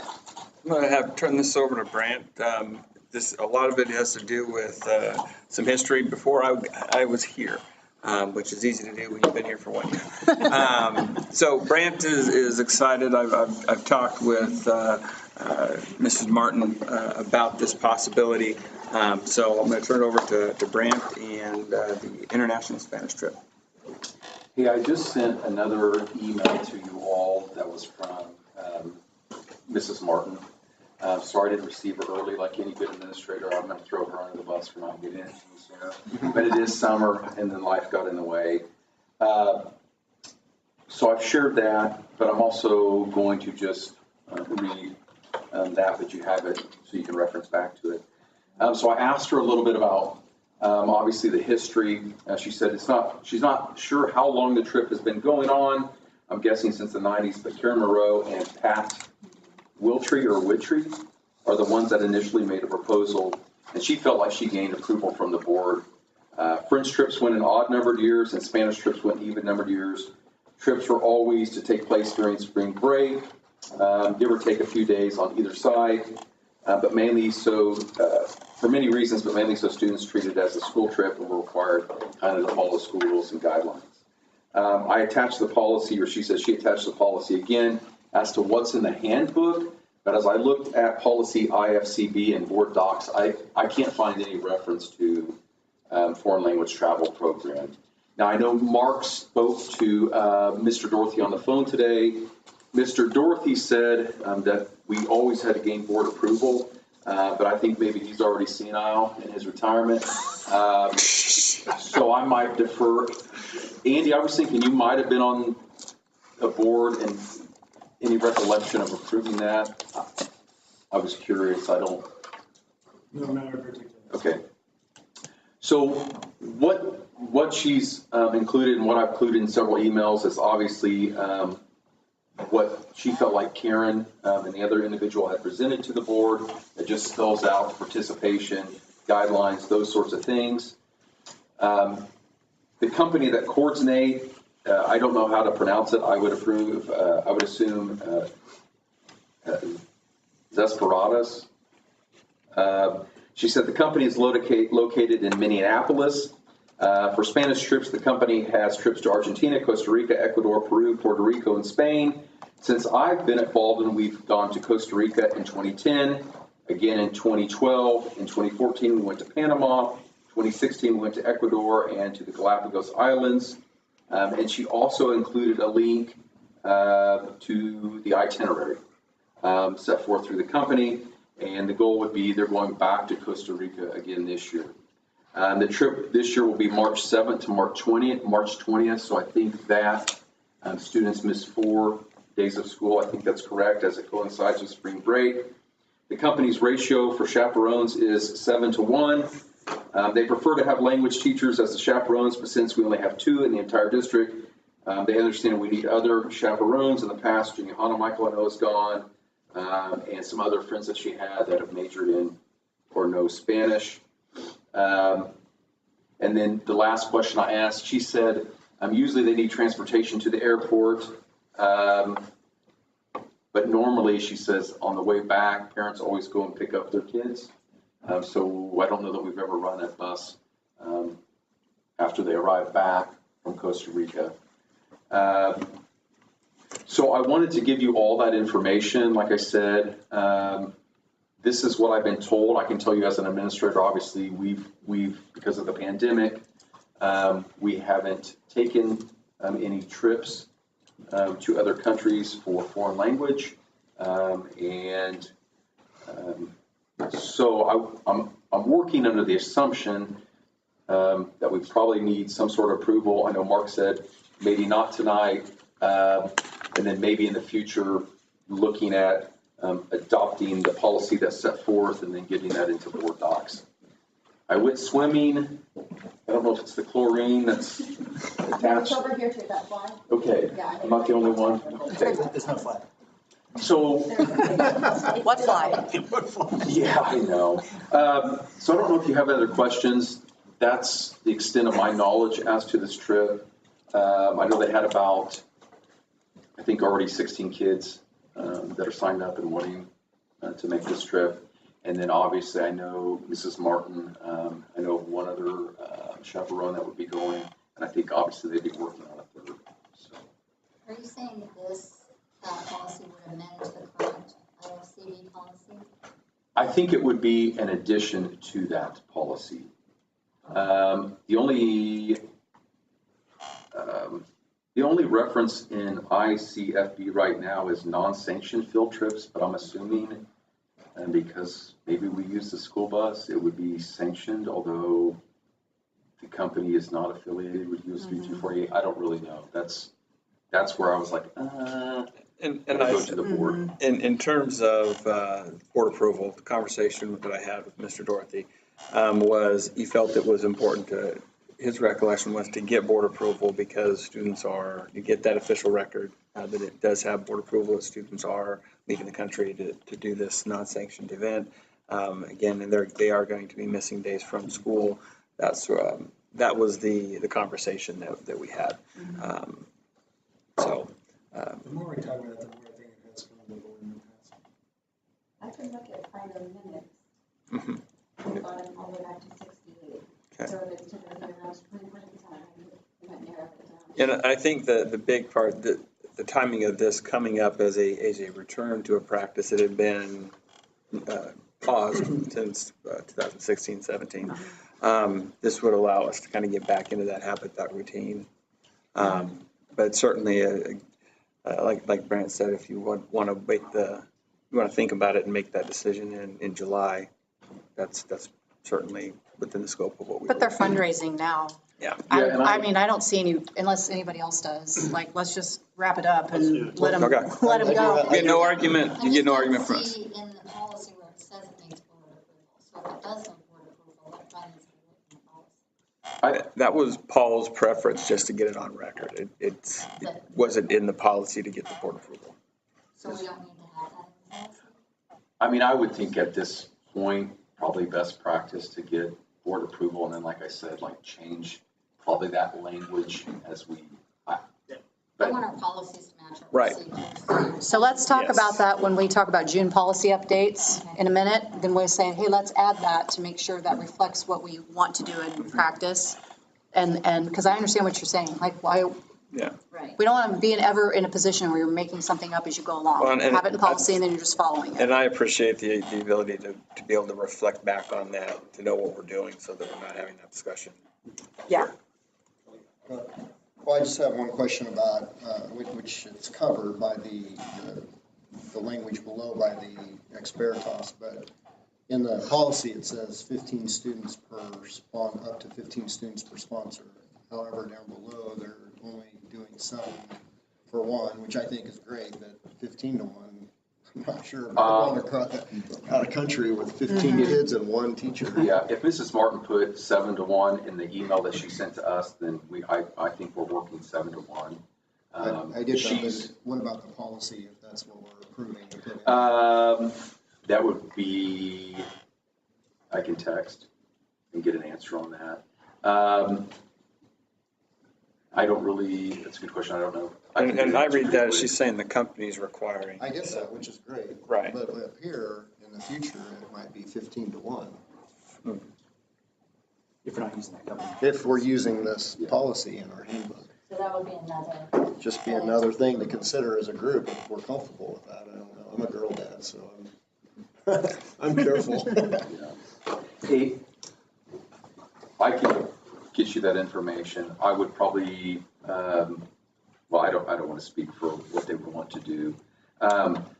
Again, my apologies for not bringing it to our attention sooner. It was one of those things in conversations with Mrs. Martin. It's kind of like, well, this is what we've done in the past. If you've ever met her, she's very meticulous. And so I don't want to, but it's been a long time. And so we just want to make sure we get back to having the ability to take those trips.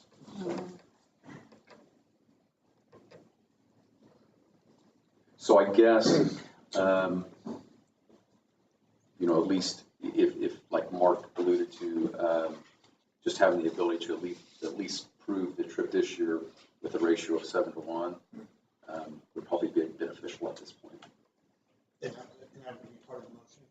That would be 7 to 1 ratio.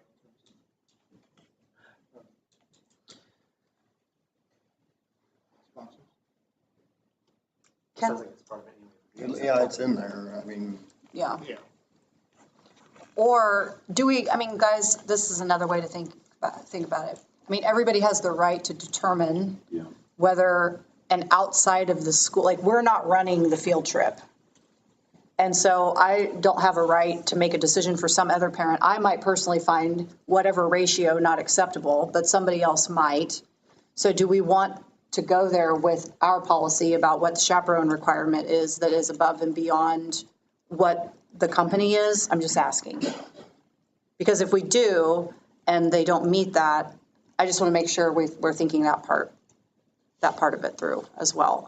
All companies are going to have a certain ratio requirement as part of what they do.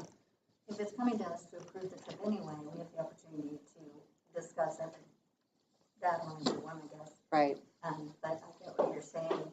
That's a whoever good the point. sponsor is. That's a good point. I don't know why it's in there then. Why do we even Me need it? either. Just take it out completely, that whole bullet point, and it's a non-issue.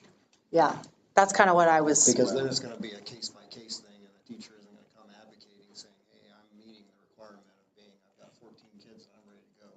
Right. Right. Because that's in your policy. If we take it out, then it's gone. You just take that bullet point out. And Just another way to think about it. The rationale being like, well, I guess obviously you have the choice not to go if you don't agree with that. I'm just, again, whatever you guys want to do. But I would assume, that company has obviously been doing this Right. for a long, long time. Here's my concern when I say that. What if you have a group of kids who've worked so hard and they've saved all this money to go, and all their people are, hey, this company said this many chaperones, we have it, but it doesn't meet our standard. So then they're like, hey, Board of Education, are you coughing up money for some other chaperone? Like, it won't be my personal problem, but I hate to create a problem for somebody else when it is beyond our purview anyway. So are you looking to have that 15 students per person stricken from the handbook? Just from that, from that list. From that Simplify list. things.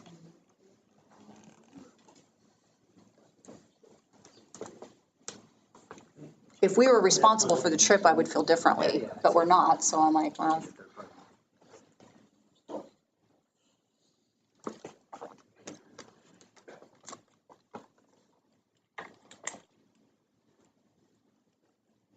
Hence, I don't want to assume liability that doesn't belong to us anyways by getting involved Yeah. on one little footnote. That's, Now that I look at it closer, obviously there's that wording that in what we've gone by that gives us some flexibility. But again, she's saying that the company we are currently using is going to require 7 to 1. I understand. So, I personally would rather not tinker with the handbook tonight and would just like to approve this trip. yeah, and let's just keep it as part of the policy discussion that's on number 5. So. So, yeah, Yes. do it. So I move we approve the international Spanish trip as has been presented. Second. All those in favor, please say aye. Raise your right hand. Motion carries 7-0 with a note to think about that other in the context of other policy stuff. All right, high school new course approval. I just need to, I've sent you information on 4 new courses. Obviously, 3 of those courses will be embedded in our new ag science pathway for the upcoming school year. Explorations in agriculture, that's going to be offered, well, that's a middle school, junior high course that'll be offered for 7th and 8th graders. We will be seeking approval for Introduction to Agriculture, which is going to be offered for 9th and 10th. Plant and Soil Science, 11th and 12th, and then Animal Science, 11th and 12th, but then that will eventually change. Right now, we have, or she will be teaching 2 sections of exploration, which will be offered to 7th and 8th graders, 2 sections of intro, 1 section of plant and soil, 1 section of animal science, but of course, pre-enrollment in the spring will always then dictate the number of sections that we have in these courses. Just to give you a little bit of background, I'm fortunate, or we're, one of the league administrators used to be an ag science teacher, Jeff Hines, who's over at Paola, so he schooled me in a lot of this. He's very knowledgeable.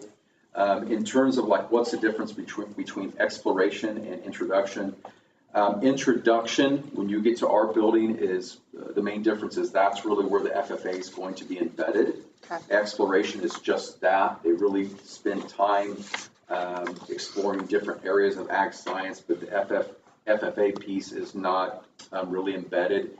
I've learned over the past year that that piece of it can be very time consuming. Also, as a teacher, I've been told that they at times can miss up to 20 days of school.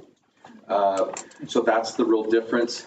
He advised, and we kind of took what he had to say against having 11th and 12th graders into the introduction level course. His whole guidance on that was you don't want to take those juniors and seniors and then put them with freshmen into that introductory level course and then have a negative impact. That was just his experience. I trust what he had to say on that. And so we left it at that. It's not to say like you can be in plant and soil and animal science and still have the FFA component without being into the introduction of ag.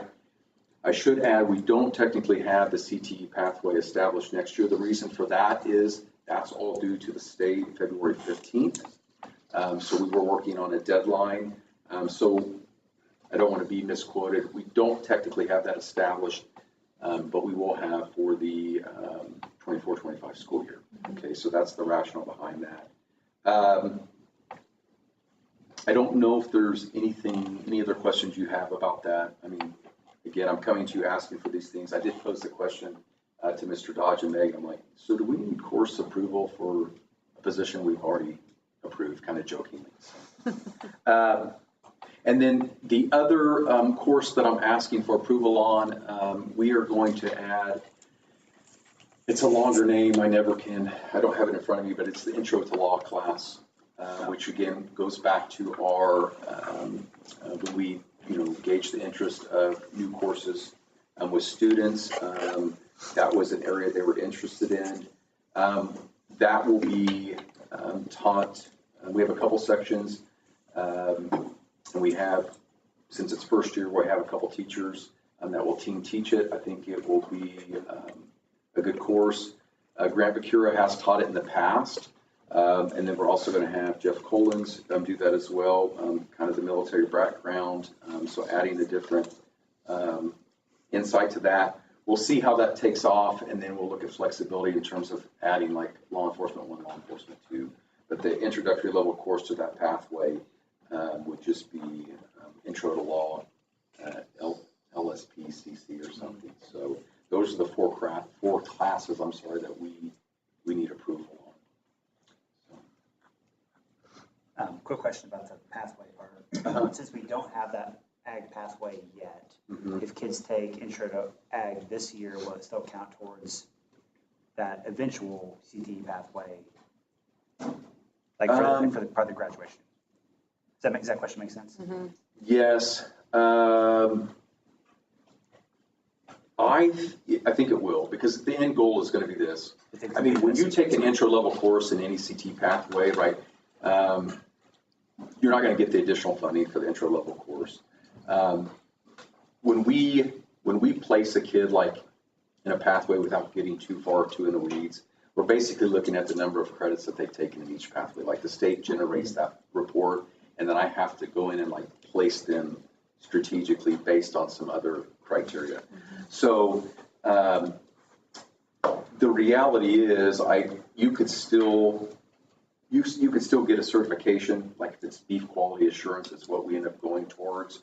You could still get, you could still be a concentrator, a completer in that pathway, and still have the ability to take that and gain that certification. So it's kind of tricky because we're introducing this. We have one teacher. I have been told, unfortunately, that K-State, well, good for them, but unfortunately for an ag science teacher, they do a great job of preparing students that you're just going to be teaching 4 or 5 preps. Like that's the norm with ag science teachers. And so eventually we'll have to come back and add another course to this. That would be an application level course like agribusiness or something off the top of my head. And so I would eventually think that probably one of those sections of intro to ag drops off, or we start alternating plant, soil, animal science. Every other year, yeah. I just don't know. I don't know what that'll look like. That's a pretty common practice with districts that have one ag science teacher. Yeah. So we'll see what happens this year, and then obviously when we get pre-enrollment numbers, then we'll look at what type of sections we need. Again, it's all going to be dictated by that. So I know this isn't inherently a part of this in terms of an FFA chapter, but it's kind of the way the music program is extracurricular, but yet it also is curricular because you take it for a grade. Because of the way that works with your actual ag science classes and then also your ability to have an FFA chapter, is that a year one goal to create the FFA chapter? Okay, yep. I wanted to make sure that was still the case. Okay. Where are they going to be housed? The class itself, right now, it's over in the junior high. There's some lab space over there that wasn't being utilized. Right. We've thrown around the idea of traveling, like, where she's in a classroom and when we have the science teacher's plans. But in the end, we wanted to give her a space that she could call her own. Right. It's an issue because if she needs something that's in a lab, like access to natural gas or something along those lines, then it's just now we're putting together like a Google Doc that's saying, hey, I need to reserve the lab space this hour. So we're going to work through those things. I think eventually what's going to have to happen too is we're going to have to look at a bigger freestanding a greenhouse for the plant soil. I know if you've you've been to Eudora, you've been to Lewisburg, Paola, they all have freestanding greenhouses. Right. So that's going to be a big piece of that too. So just to throw that in. Other questions?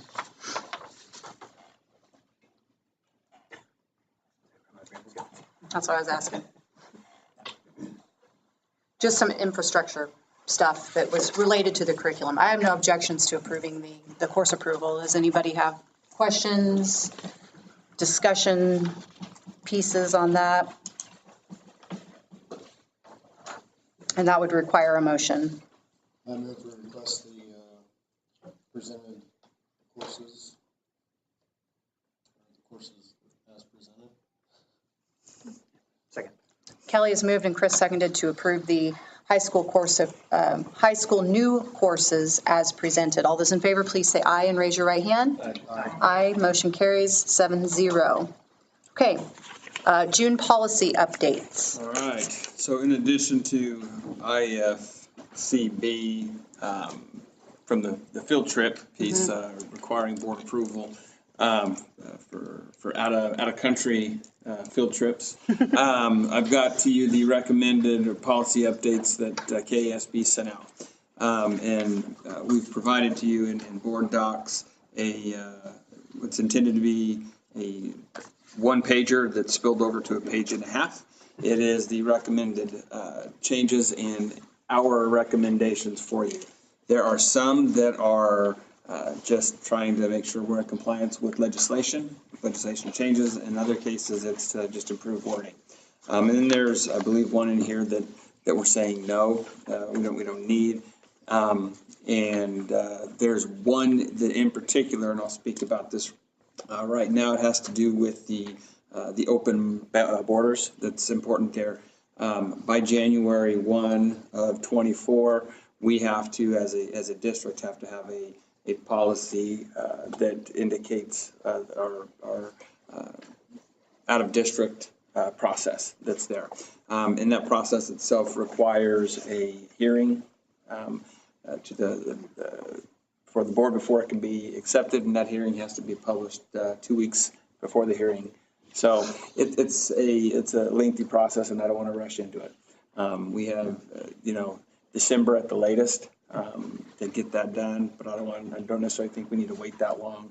But in December is when the next round of KSB recommendations would come through. So within that 1.5 pager here, I'll point out here, the first one there is recommended policy for districts who are closing buildings. So consolidation is there, or closing schools within a district. There's a specific language change that needs to go through there. Process has to get sent to the State Board of Education, and then it gets returned back to the local school board for final approval there. Let's see, the GAAP is just to be in compliance with state regulations. The technical change to remove repeated language. Yes. Sorry, on that ESI emergency intervention one, do I have to post that somewhere on our website as well as the? I believe so. So that all is a ripple effect of that. Yep. Let's see, the drug-free workplace. It's technical change to remove repeated language that wasn't needed. Military leave was to be in compliance with federal law. There's a RIF process. I've not received any, it just changes or clarifies the languages within policy. I've not heard from anyone, whether board or from staff, that has any conflict with that. So at this time, I don't know that it's necessary. Overnight accommodations, this is a new law. This is legislation that was passed by the state that individuals on overnight trips need to be paired up with individuals of the same sex at birth, identified at birth. And then enrollment of non-residents, let's see. That is the one that requires let's see, that's the one that requires a specific hearing with being published twice before the hearing itself, before it can be approved. The opioid policy, the KSB, this is, we didn't notice any changes that impacted what we currently have, but what they do have is an incident reporting form that looks really good. We're checking with Lisa on that, and we'll get back to you on that one next month. Let's see, the student activities, JH, legislation was passed in Senate Bill 113 that allows homeschool students to participate in local athletics within the local school district. KK, disposal of district property. This is in regards to when districts sell property, sell buildings, etc. It has to go to the state for first refusal when purchasing property.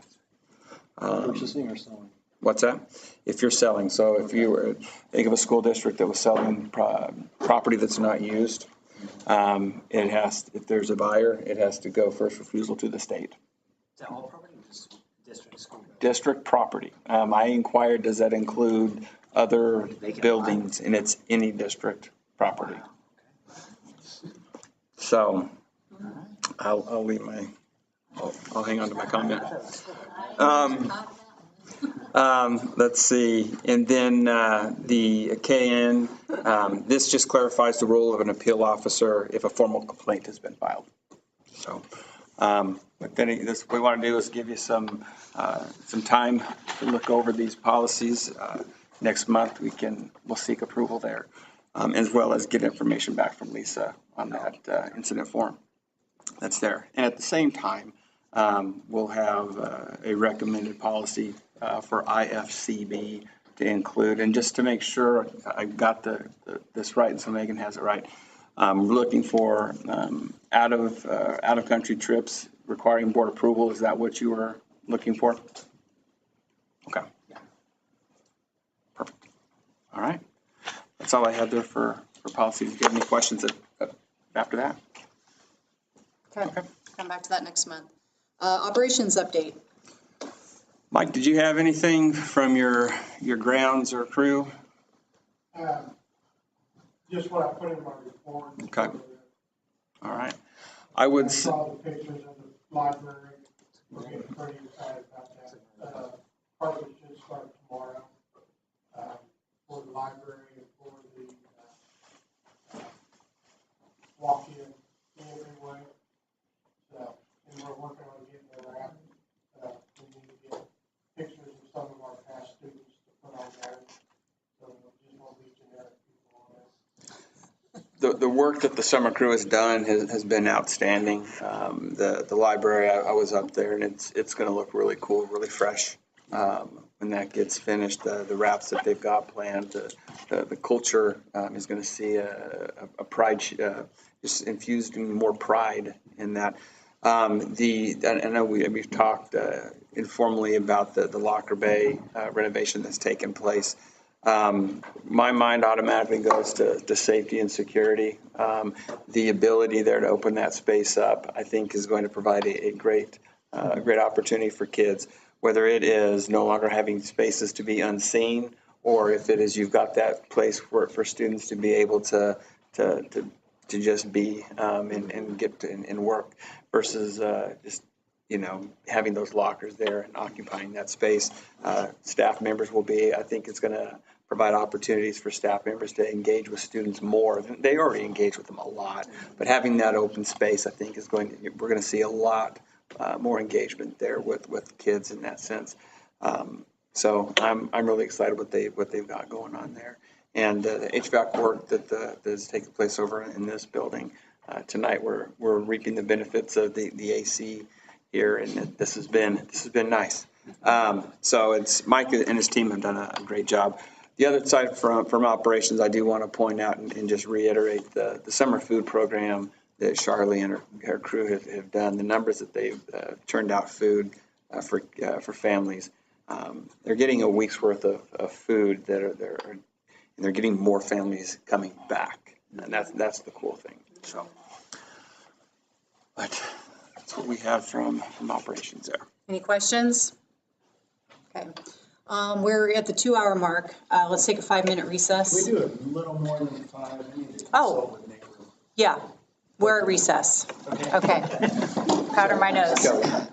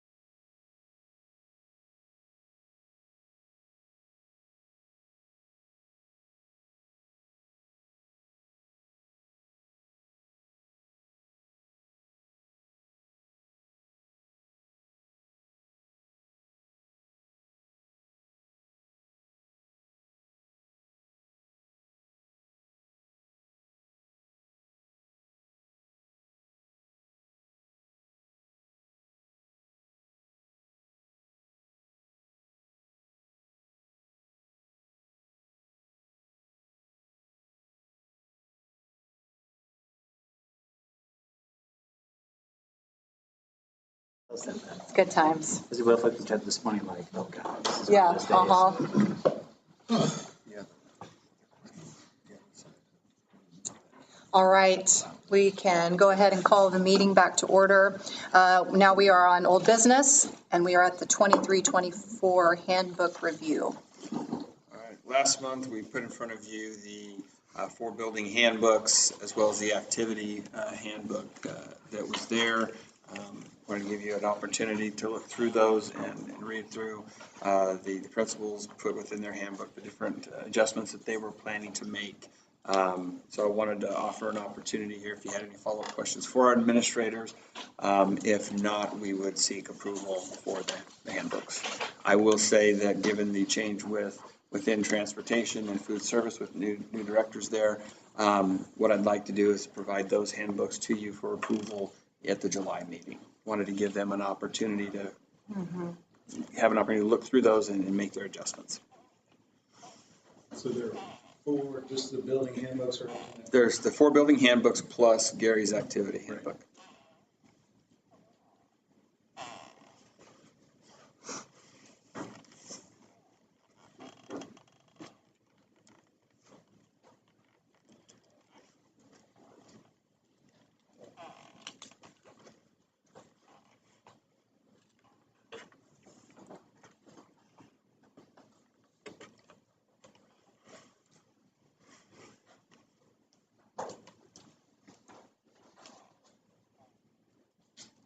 I'm gonna move if nobody starts yelling.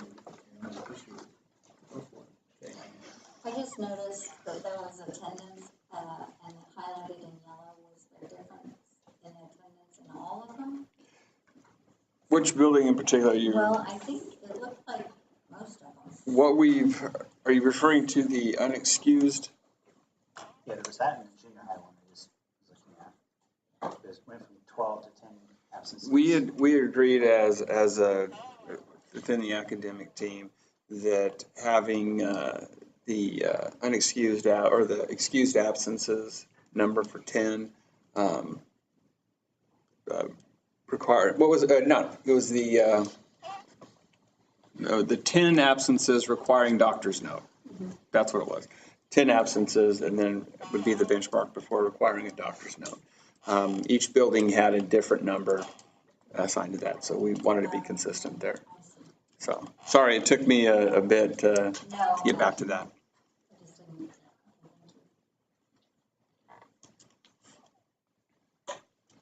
I'll move we approve these 5 handbooks as presented. Second. Andy moved and Chris seconded to approve the 23-24 handbooks as presented, which included the 4 buildings and the activity manual. All those in favor, please say aye and raise your right hand. Aye. Aye, motion carries 7-0.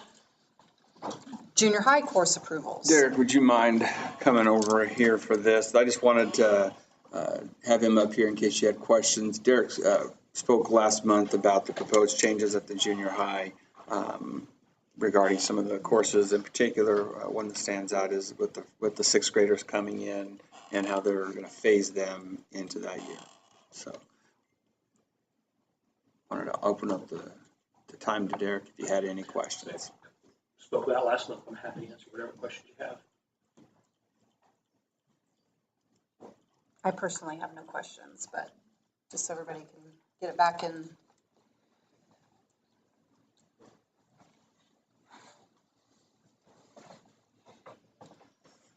That's good.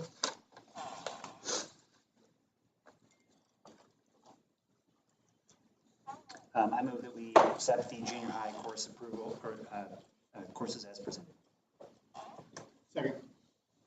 That was Chris and Tony. All those in favor of approving the junior high courses as presented, please say aye and raise your right hand. Aye. Motion carries Thank you, everybody. 7-0. Baker Athletic Facility Rental Agreement. So I met with George Scott, and he and I have been working to negotiate the next contract for use of Baker facilities.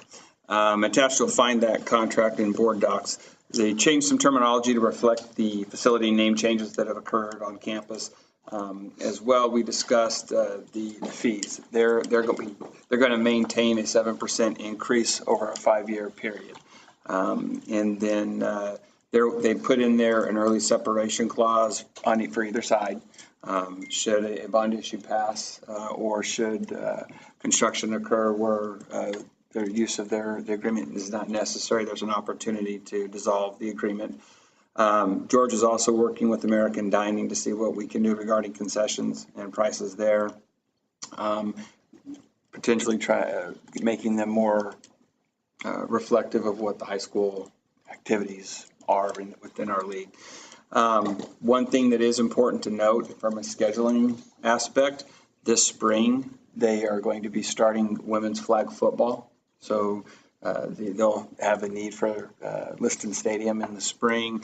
And somewhere down the pike, I'm hearing that lacrosse may be being added to their activities or their athletics. So what I've got there is it's very, very similar to what we've had in the past. Again, the big changes there really are within the names and then the updating of the salary scale or the fee schedule there, along with the early exit statement.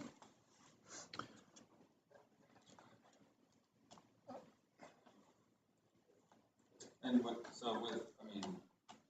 rolling on that, because we obviously got to do it, but the early exit clause, what's the timing on that? I mean, is there any, forewarning, or could they say, sorry, tomorrow we're done? No. 120 days. It's 120 days.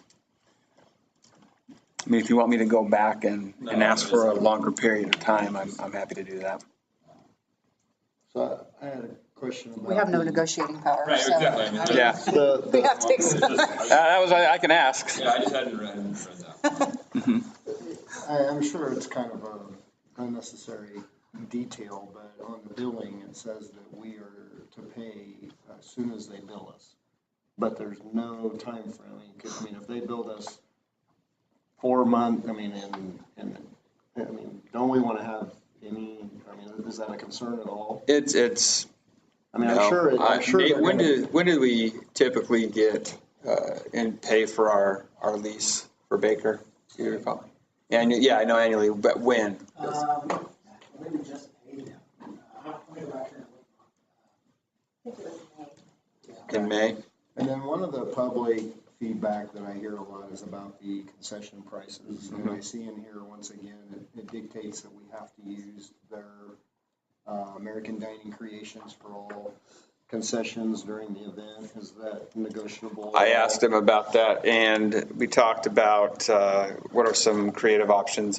Because of their contract with American Dining, if it's on campus, it has to be American Dining. What I did ask is, do we have the ability to do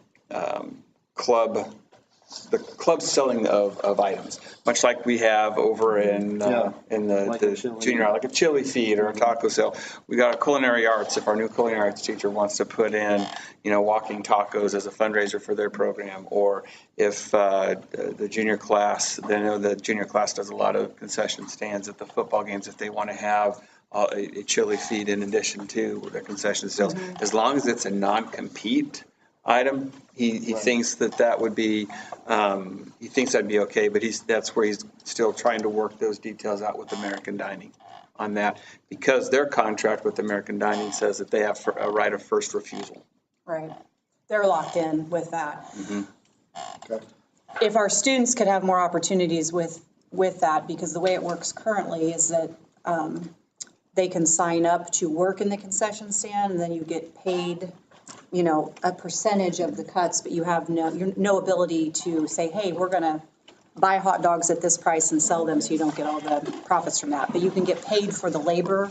That's how they're able to earn money. But, it's a fraction of what they could do if they could do some sort of... The American Legion handles all of their concessions, and then the American Legion then cuts that labor fee. Right.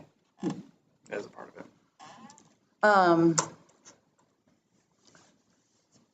And we're still providing the custodial and all that.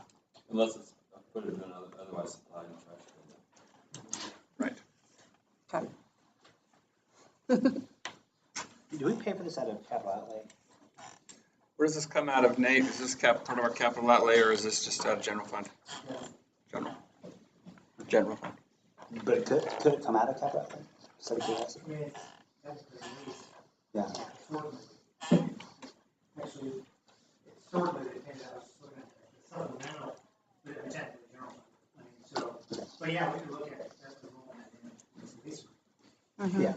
So the cost of rental there from year 1 to year 5 is going to be just shy of $20,000 worth of increase over the 5 years with the 7% annual increase. And that was in previous years' versions as well. Yeah, it was last year's, the last 5-year contract was a 7% increase I feel like contract. that wasn't, I mean, that was a long time, it was for the same, there was no increase. There was a period of time it was flat. When I first came on the board, it was flat. And, but now we have been in this incremental, I mean, cost of everything goes up and that it's reflected here. So for year 1, we'll pay. Year 1 is $37,518. Year 2, can you read all of them? Yep, year 2 is $40,145. Year 3 is $42,955. Year 4 is $45,962. And year 5 would be $49,180. Okay, that reflects the 7% increase over that time. Yep.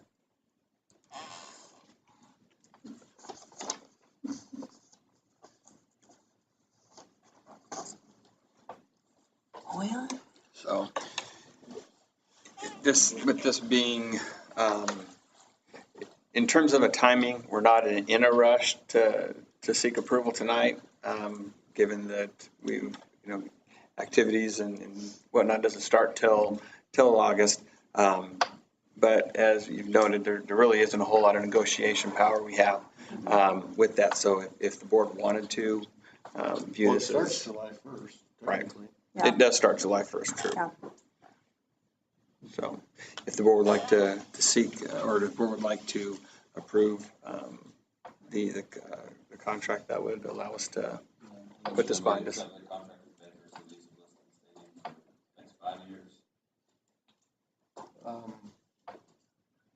Well, one technicality there is they listed like there's 8 different locations, not just listed. Right. Baker's Athletic. Yeah, sorry, I'll amend it to say a motion that we accept the contract for the use of Baker Athletic Facilities for the next 5 years. Second. Phil moved, Kelly seconded to approve the Baker rental agreement as presented. All those in favor, please say aye and raise your right hand. Motion carries 7-0. Thank you. Bond election follow-up. Well, before we move on. Yeah. On here, they have their soccer field doesn't have lights on, does it? It does. It does? So I mean, if we're renting and that's part of the thing, can we do our soccer games there? It's new. Right. Yeah. I mean, it's on the list. Never hurts listed to there. ask. It's listed there, so if we'd like to If see it's it. available. Yeah. But somewhere was listed the number at each location. I forget where that was, but there was like X number of football games, and I don't think the soccer games. That's for Liston Stadium. Those are guaranteed at Liston Stadium. And the tennis courts there. The other facilities there are, as Kelly mentioned, if available. Case by case. If available. If we can look into using those. Yeah, look at our schedule and see what's available. Yeah. I don't know when college soccer plays up there at the same nights or not. They're on different nights. It's all over. And part of it is because we have a grass field. If you can't practice with regularity on a turf field, until you have a chance to practice with regularity on a turf field, you don't often necessarily. Football team. Yeah, kind of. It's the same thing because there are differences in the material. To our advantage. Yeah, or disadvantage depending on, right. So it's just a different form of an away game. But I mean, if it's an option, that is something to look into if coaches want to do that. That is something that in preparation for the regional games, they allowed us to come in and have our teams practice on their field so that we weren't at a disadvantage going there to a faster playing surface. And we have been able to allow various soccer games over there. Okay.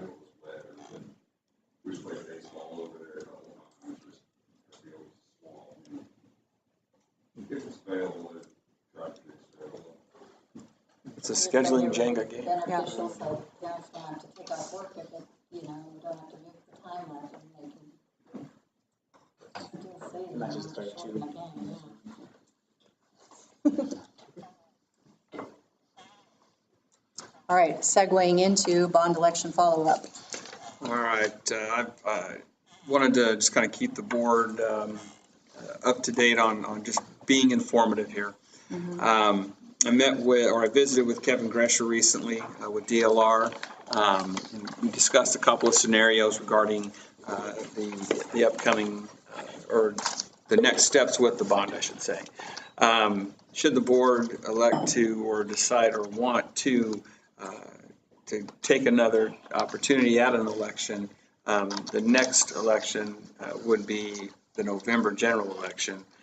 However, the timeline for that would put in an application to the state for early August. And just being transparent, I think that's a tight turnaround and does not afford enough time to really think through what needs to happen next. And so if you're looking at, if this group is looking at that, no decisions would need to be made on that at this time. The next general election beyond the November one would then come in April. The latest you could make a decision for that would be January. And we'd want to make sure that we had an application in around December with the State Department. So, I know with our contract with DLR, they said we had to do it 3 times. They have 3 opportunities to pass. So we used One opportunity. Is there any kind of timeline on that? There's nothing that says we have to do that every next. I asked him if we had to do it immediately, and he said no. So, and he agreed with the idea that it would be too soon of a turnaround. So, I'm sorry, Susan. No, we can maintain. Let's see. But we could, right, if you wanted To change construction manager at risk, you would need to go through that whole CMAR process. But with the architect, we don't need to make any changes. So we would have to do that, or it's an option. If we stay with Lloyd as the CMAR, nothing else is needed. If we switch decide to go away from Lloyd, we'd have to go through that process all over again. What if you change from CMAR to construction or bid build? Design, bid, build, or to change your construction process? That's a good question, Mike. At the very least, we'd have to renegotiate our contract with DLR. That's right, because it stipulates the CMAR process. And that's what a lot of people didn't understand about this process, you know, and as far as a learning opportunity for moving forward. In the past, the last bond was design, bid, build, and that's the framework that most of us are familiar with. And when you do design, bid, build, that's when you get the specific renderings of, this is what, you know, my joke is, what kind of baseboard are you using? Because we use the CMAR, you have specs and you have, you know, value quantities assigned. You're not going to see what the baseboards are going to look like because you have cost savings on it. By doing the CMAR approach, you save money in the long run. Do you have the level of detail on the front end? No, you do not. But the offset is, and this is what happened in the Ottawa School District, by using the CMAR, they were able to complete the bond project and build an entirely additional elementary school as part of what they had located through their needs assessment process. And so, you know, when people are saying, we don't know enough because we haven't seen this XYZ architecturally, part of that is because of the very format that we chose to do with the CMAR approach. And so as we continue to think about how this can look and progress moving forward, I think a good learning piece is that communication, the explanation of the difference between design, bid, build, and the CMAR approach. And I think that was an opportunity for us to be more communicative on that. It's not withholding information, it's saving money because this is where that gets filled in later. So to me, that was one of the notes that I made is from a looking forward standpoint. It's important to mention. As for the rest of it, thank you for summarizing what the different options are in terms of phasing and all of that. That way that will give everyone time to think about that very clearly without anything being rushed with November.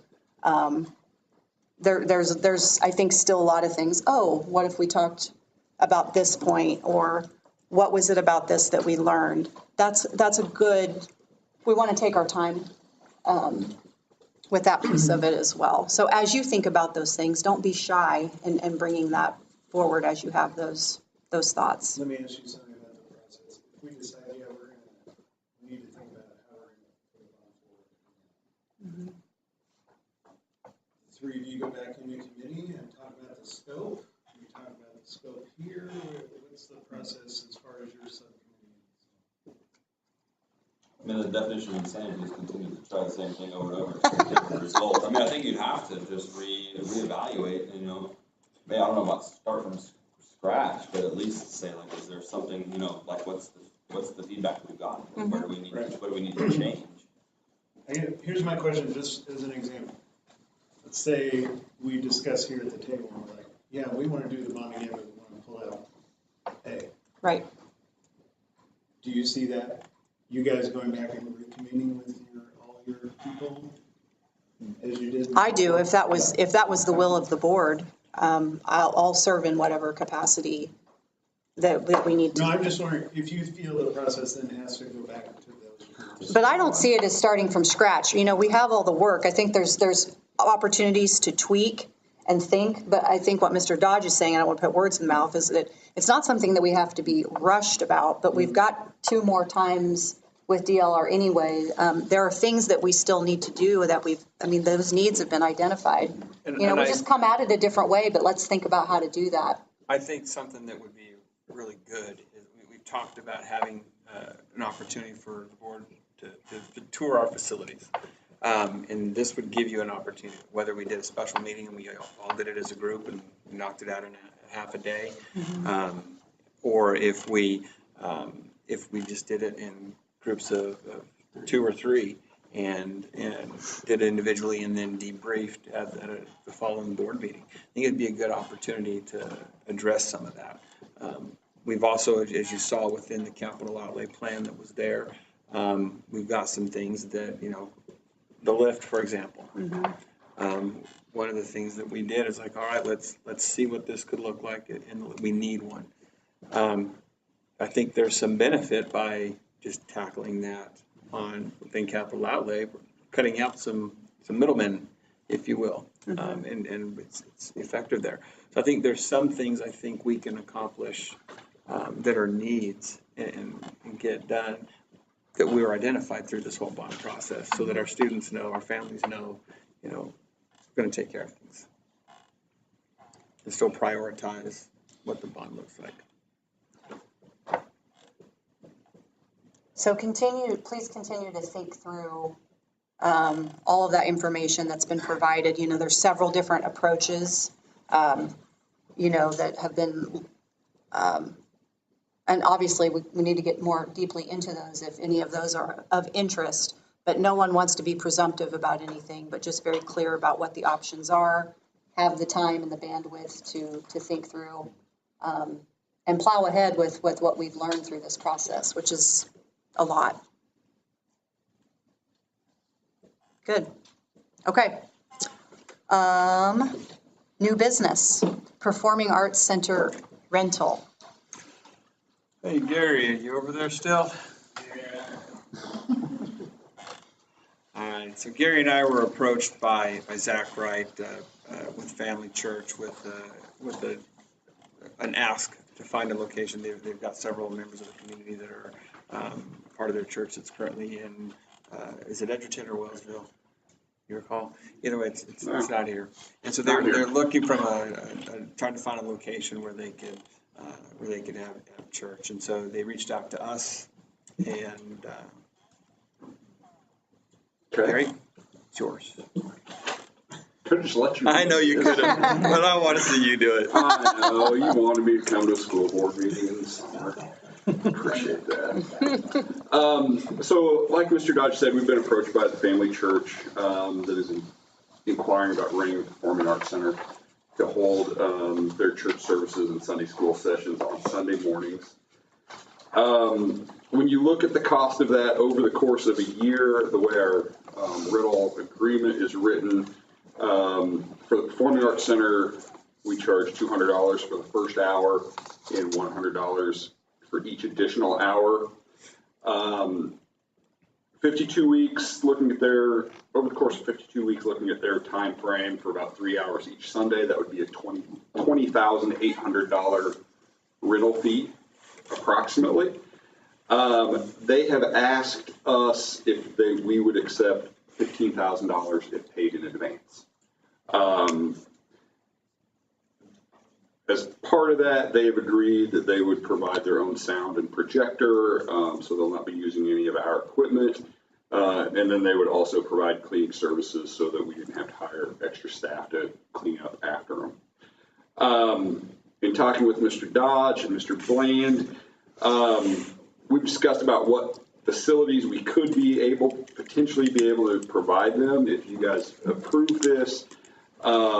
We think it can be done offering them the Performing Arts Center and then access on that south side of the stage, just that hallway and then into the cafeteria. That would allow the rest of the junior high commons to be locked. That's a carpeted area. It could provide access to the academic wing. Initially, they were all right with that, but then they have since asked, they think they need more restroom space, so have asked for the commons, junior high commons as well. Things we've discussed. We don't do a lot of activities on Sundays, but 100% guarantee the stage will be set up for a play or a concert. They know they are not to move anything. Close the curtains if you want, but we're not moving chairs off the stage. We're not moving sets. I mean, our stuff, if it's set up, it needs to stay set up. So that's kind of where we're at. I mean, I know they're asking for the big discount. I think it's a question, not only that, but are we even going to allow that? This isn't looking at a normal, most of the facility rentals we get are, hey, we want to do a play, so all right, it's only going to cost you $700 for one day. Mm-hmm. This is a totally different topic. We want every Sunday for a year. So that's why we're bringing it to you. It's not just a simple one-day request for a dance recital or a play or whatever, like we've done in the past. It's taking the space out of availability for an entire year. And I want to be respectful with the idea of paying up front, but that's also setting a precedence there. And I asked Gary, he's not aware of us doing something like that. I've got a hang up with paying up front because that immediately locks you into a year because they paid you up front. Right. I have no problem with the discount, but I would rather say, hey, let's take this, maybe 3 years from now you're doing a really good job, we'll let you pay up front and be done, and we'll lock you in for a year. But if you're going to do it, at least kind of do it on a provisional basis. But I'm also concerned from a discount side of things. I'm also concerned with the wear and tear on the space. I'm just being upfront and transparent. I want to be a good steward, but I also want to ignore. I mean, it's a space that would get a lot of wear and tear. I'm not going to be shy about this one. I'm opposed to the whole idea. It's not what we built the space for. It's a beautiful, well-kept space. Just being protective of the wear and tear, and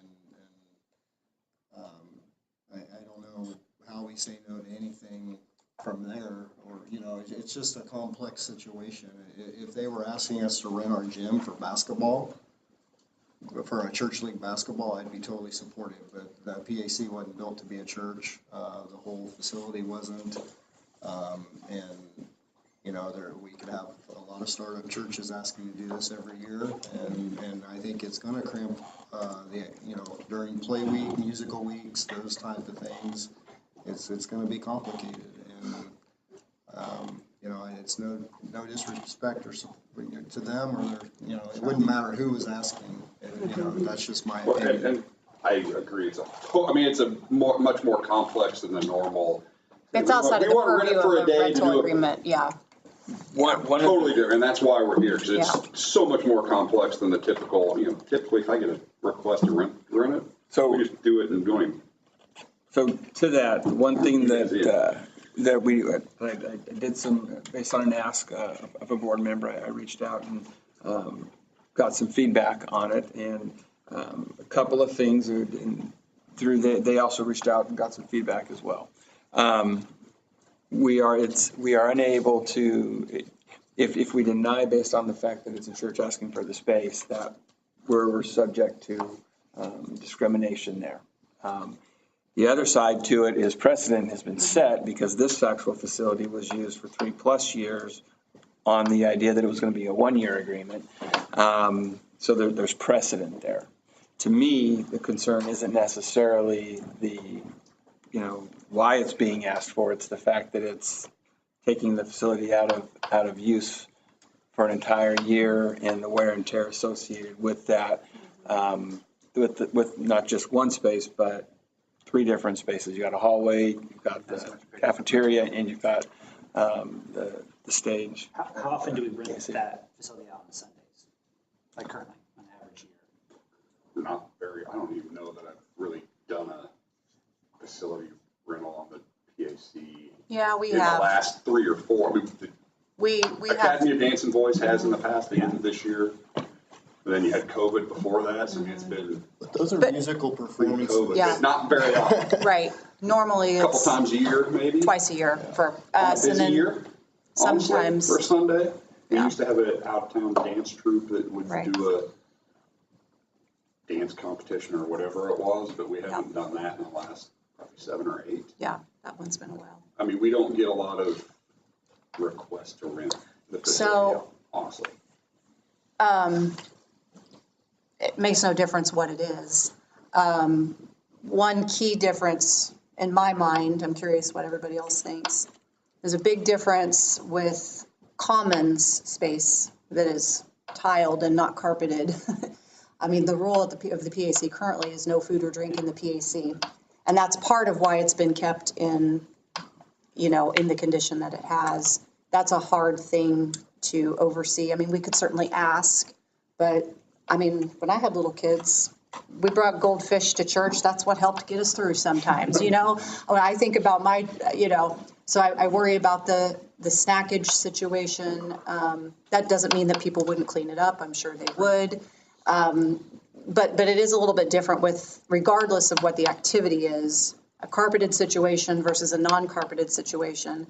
Then I also have some liability concerns. I have no doubt that if we said, hey, there's stuff set up on the stage, you can't be there. But again, if there's the timpani set up and the big, a set is in the middle of being constructed, which is often the case, and a little one, I mean, if it would have been me, it probably would have been my little one. What's back here? And all of a sudden you've got an injury, or you have broken a really expensive instrument, or you've gotten on top of the grand piano, not because anybody told you could do that, but these are things that happen. Those are just some of those variables that concern me about such an ongoing, I personally need more time to think about this one. I can't make a decision tonight on this. This is a new business item, and so we weren't intending to seek an approval. We wanted to kind of hear your thoughts to help guide us in terms of what conversations we need to take back. Could we potentially talk about considering a 3 or 6 month lease option to see how it works out? Because I agree with all those concerns, but I'm also looking at this. We have opportunity as a district to bring in $20,000 in additional revenue here for something we're not actually renting out currently, right? Other than students using it for play season and stuff too. So I don't want to decline $20,000, for instance, but I also don't want to have, Now, we would have some, it wouldn't be a clean $20,000. I mean, we would have to heat it. Oh, right, yeah. But I agree, it's a chunk of money. Well, you're certainly right. I mean, you're not just having a contract. You have it built in that contract, incidental fees, somebody jumps on the timpani, goes right through it. Right. Now, it's like, okay, well, right.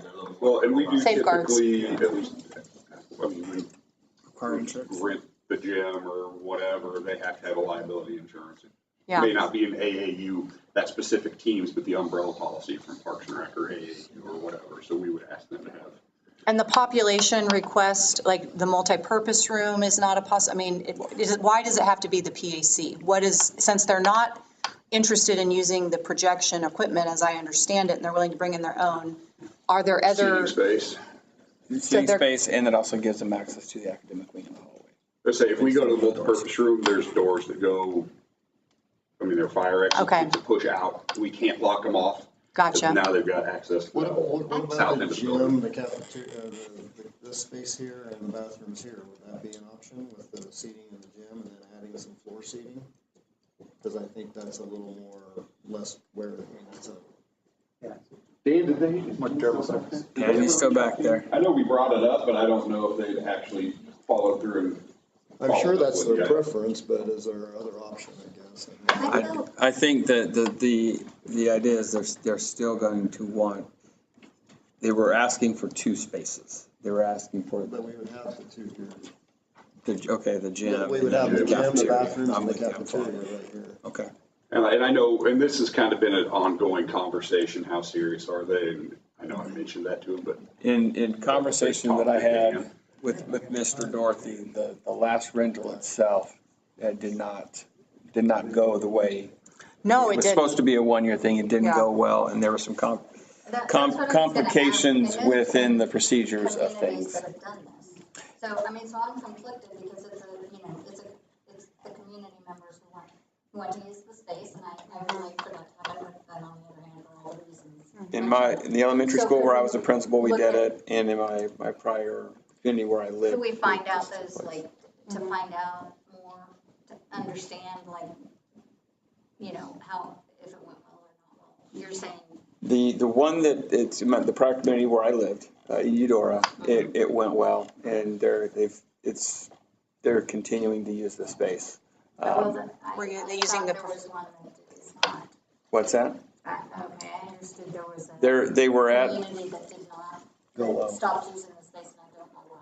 That's why I was just saying. Gotcha. Reach out to find out kind of, a little Okay, bit I'm more. sorry. So I'm learning something from this. All of our facilities are leasable or available for rent. I did not know that we did that.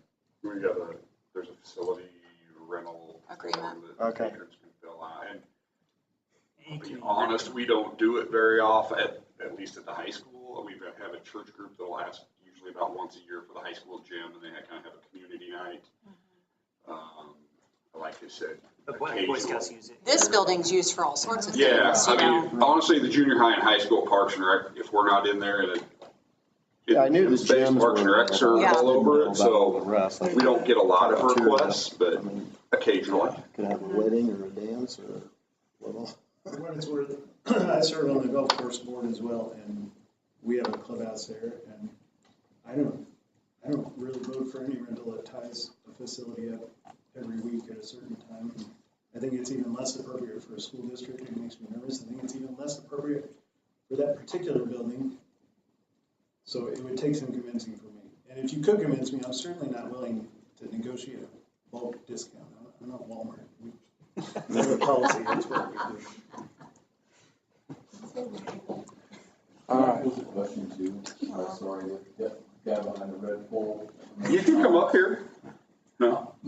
I'm curious because I've actually had some little exposure to this in a English course.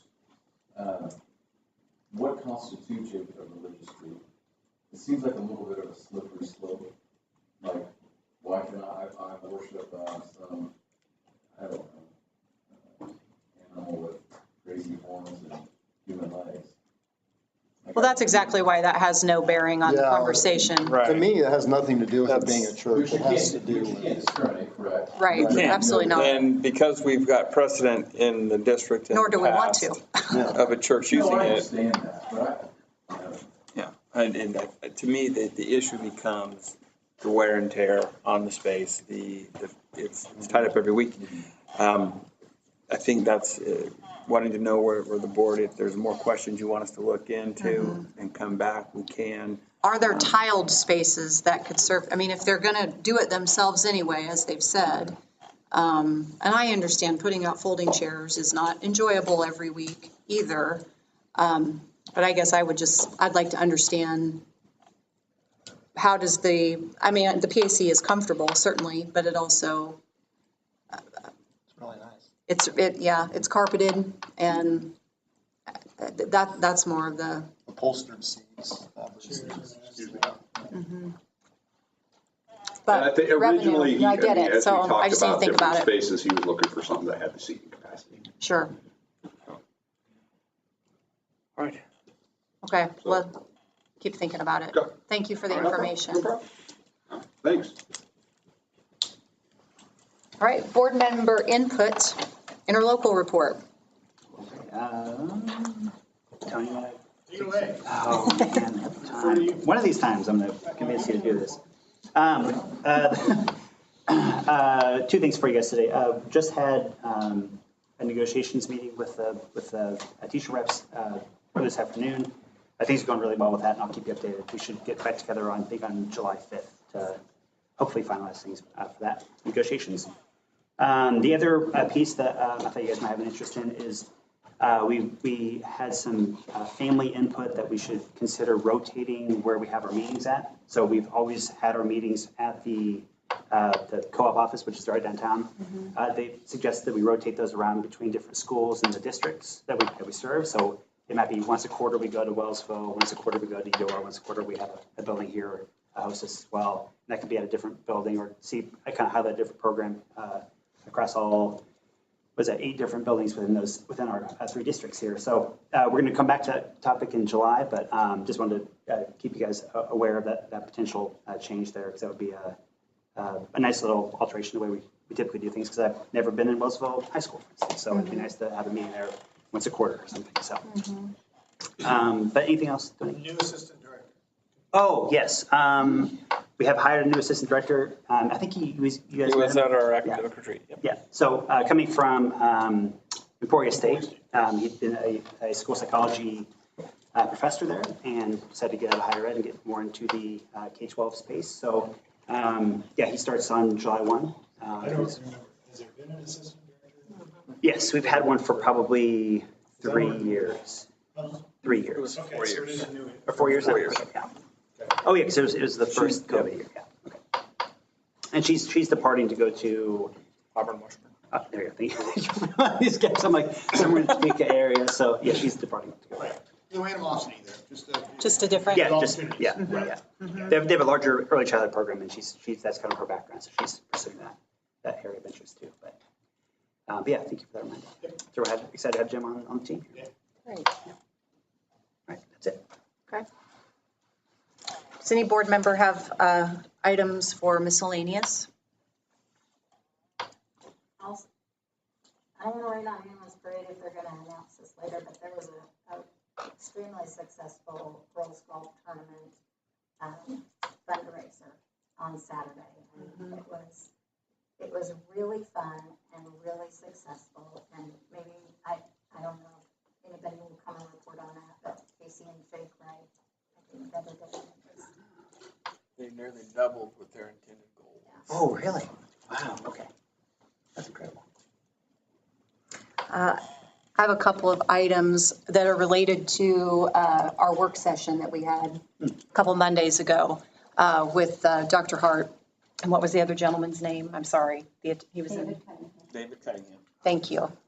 I thought that was a really great use of our time, but I wanted to make sure, especially since you weren't there too, I want to make sure everybody was on the same page with kind of what came out of that, so that we can continue to think about, and I'll be asking for input. One of the items from that work session was the creation of a board booklet. So I know we identified some things that we wanted to make sure were included in that document. It should come from us, not something we farm out to them, because it reflects, there's the KASB cheat sheet, there's the, we should have our strategic plan. You know, there's things that we talked about, the chain of command document, because we want to make part of, in identifying goals is also being mindful of the new board that is coming, and making sure, even if it's like, hey, we don't want any of this, at least it gives you a benchmark from which to identify, here's the professional culture that we we aim for. Here are how the goals have been derived. Do with that what you will, but then it's something that is in booklet form. So if you have strong feelings about items that should be included in that, please reach out. Related to that, talking about the strategic plan, if you notice in your packet, electronic packet tonight, what we talked about at that work session is already showing up. Making sure that everything we do is tied to this, how we are identifying our progress on that. Mr. Dodge is going to talk about that more in his report, so I don't want to get too far in on that. Thirdly, as part of that work session, then tying those things that we identified as a result of that, making sure that that aligns with the basis for the superintendent evaluation. A lot of people have misconceptions about what boards are actually responsible for, and as we talked about at our work session, at the end of the day, the only person we hire or ask not to be here and evaluate along the way is the superintendent. That is our responsibility. And so we want to make sure with the evaluation process that we're not just pulling stuff out of the air, that everything is aligned to the larger goals of the strategic plan. I think based on the work we did the other night with the way we ranked different ideas, I think some of that was already very revealing, but I want to make sure again that when we formulate the evaluation tool for this year, it's the same tool, but we won't evaluate on the same, few areas of metrics that we identified for last year, which was operations heavy, and rightly so as a first-year superintendent. As we identified the transition of wanting that to segue, that needs to be tied to what we are evaluating Mr. Dodge on as well, so that it's all cohesive. So I just want to ask you to continue to think about that, so that, because we don't just form the document, he has to have the opportunity to sit with that as well. I don't think we need Dr. Hart's help with that this year, that way we did last year, now that we've done it. But I wanted you guys to be aware of all of that so that it reflects the work of all 7 people. That's all I have. Okay, superintendent's report. All right. One of the, so we spent 2 days in Lawrence as part of that admin retreat, and we had a 2-day working agenda. The first day was geared towards reflecting on the current school year, the most recent school year, reflecting on our highlights, reflecting on data. And this day 2 was geared more towards what do we expect in the next upcoming school year. To kind of kick things off, we did an activity to help to set our tone, and it was a group activity where they got together and they put together an infographic on what a successful school year would look like for a student. And so each table, they got into groups of 3s, and each table used some sort of electronic medium to come up with their infographic. And then once that was completed, one person stayed and was the presenter, and the other 2 went around to the next table to kind of to look through each other's lenses, if you will. I will say that we are trying to make things fun, so we threw a contest in there, and Dan's team won. They utilized the operation game figure as the course, as the background for their infographic, due to his wild creativity there. And so, but it was a good time. We debriefed on what each of those infographics held, and we talked about, what did you get from them? What did you notice about them? And they all talked about, it's about student achievement. They talked about providing environments for students to learn, meeting their needs, being innovative, if you will. And we centered that back into, why do you think we did that? And the idea behind that was getting us back to our why. Knowing what our why was, whether you're Simon Sinek starting with why, or you're Michael Jr., just understanding when you know your why, what you're working towards is more impactful because you're walking towards or in a purpose. And so that was kind of a cool way to start it. And so with that, one of the activities we did was reflecting on our strategic plan and, allowing that to serve a foundation for us. And so what I've got to you is, what I'd like to do is provide an update with the board on the strategic plan. You'll notice 2 things different about this draft. Up at the top, it reflects tonight's date as a first look for you. But what we've done is we've added to the document. Items in red reflect an adjustment, whether it's to a timeline or another evaluation tool that we look at. If it is we feel it is in practice, meaning it's ongoing for us, it's a best practice for us, we've highlighted it in yellow. If we need to adjust the timeline due to various things, we've made that recommendation. But what I wanted to do was highlight or just speak to, just real quickly, point out some of the things we feel we've got in place or in practice. We wanted to make sure that this was never viewed as a checklist of, we've done it, we're moving on. We want it to be how we operate.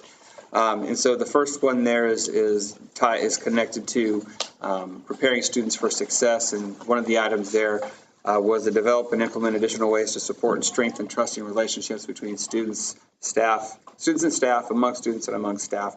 Part of that was the creation of our district communication plan or process, and it's the idea we're making sure we communicate with staff, we also communicate with parents, and we don't put anything out there that's essential information on social media until parents have had a chance to see it and staff have had a chance to see it.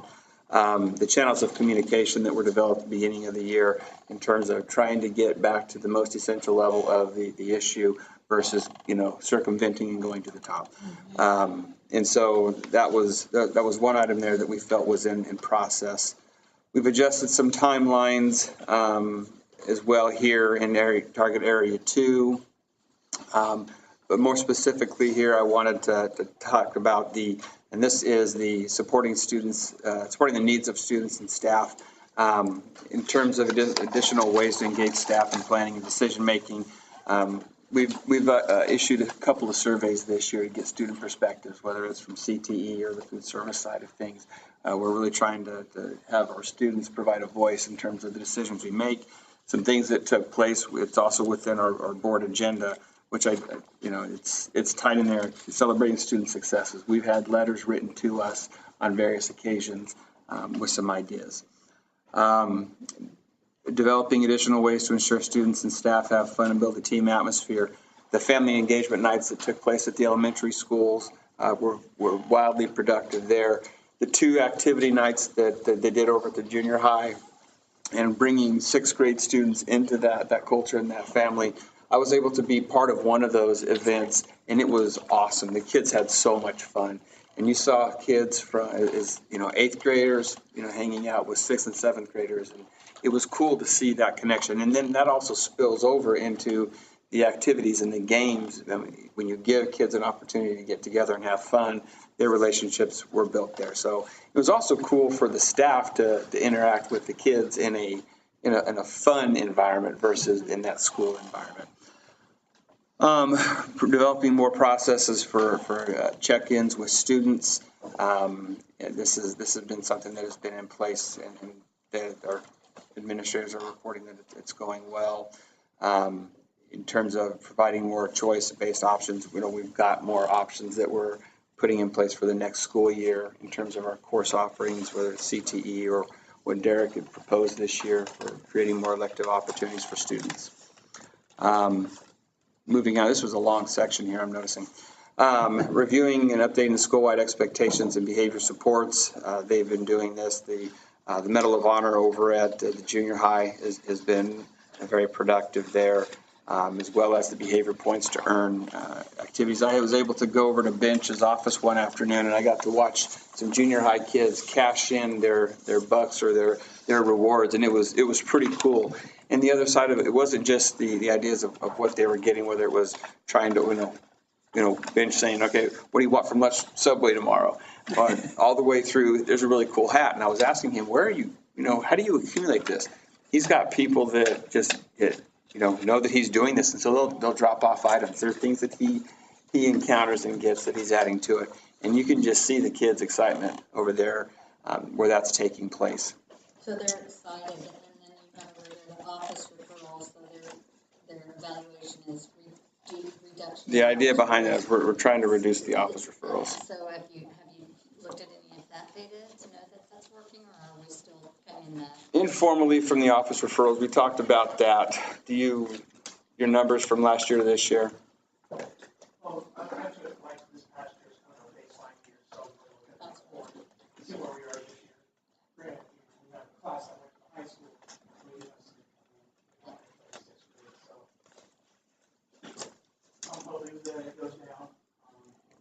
looking at the data that we had on ION.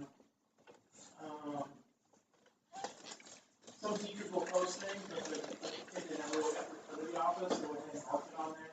So I think this is going to go through and look at it. So I think our numbers probably down a little bit.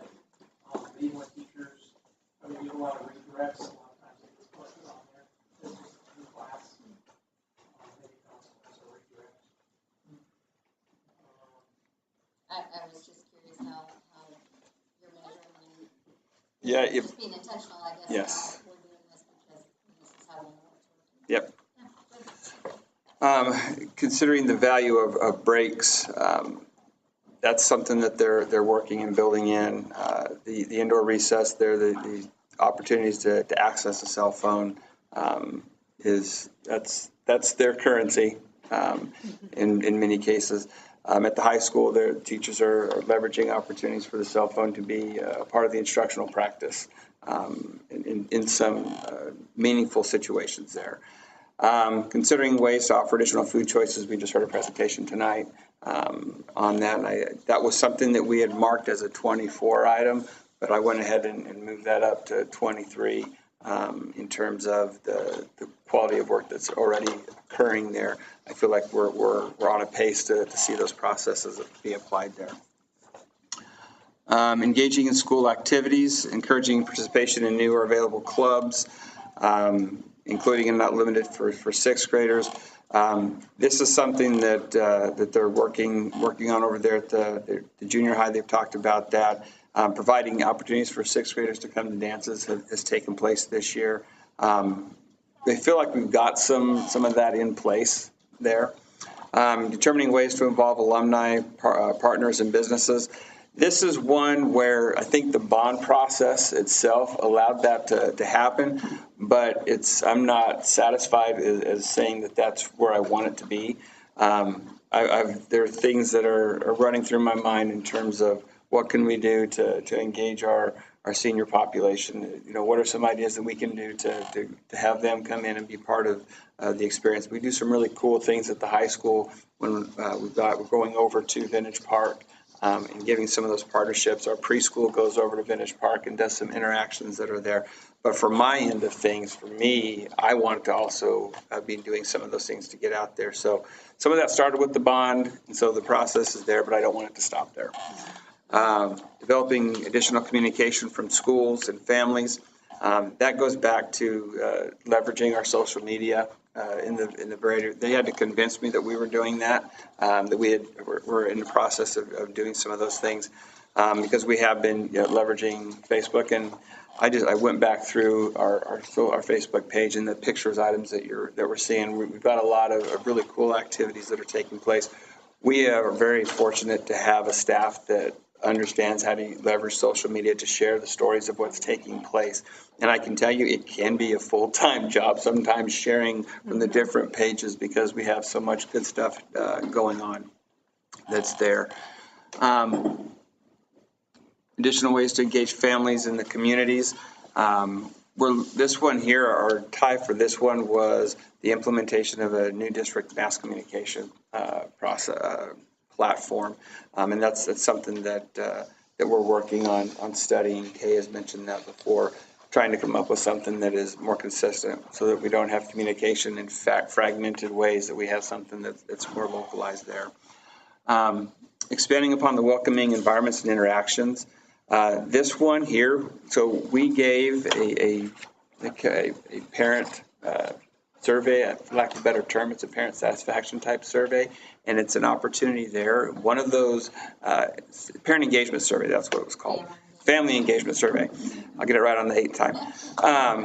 And one of the questions there, one of the factors that they break out is the welcoming environments. And we scored very high as a district and at each of our buildings in terms of the welcoming environment. So whether it's the front office staff that are greeting families when they come in, it's administration working with families when they've got a concern or a need, or it's teachers or any other staff that they come in contact with, our parents or our families are feeling welcome and a part of our community there. All right, target area 4, I'm relabeling the MIC target area. because through his work and effort, he has accomplished a lot this year.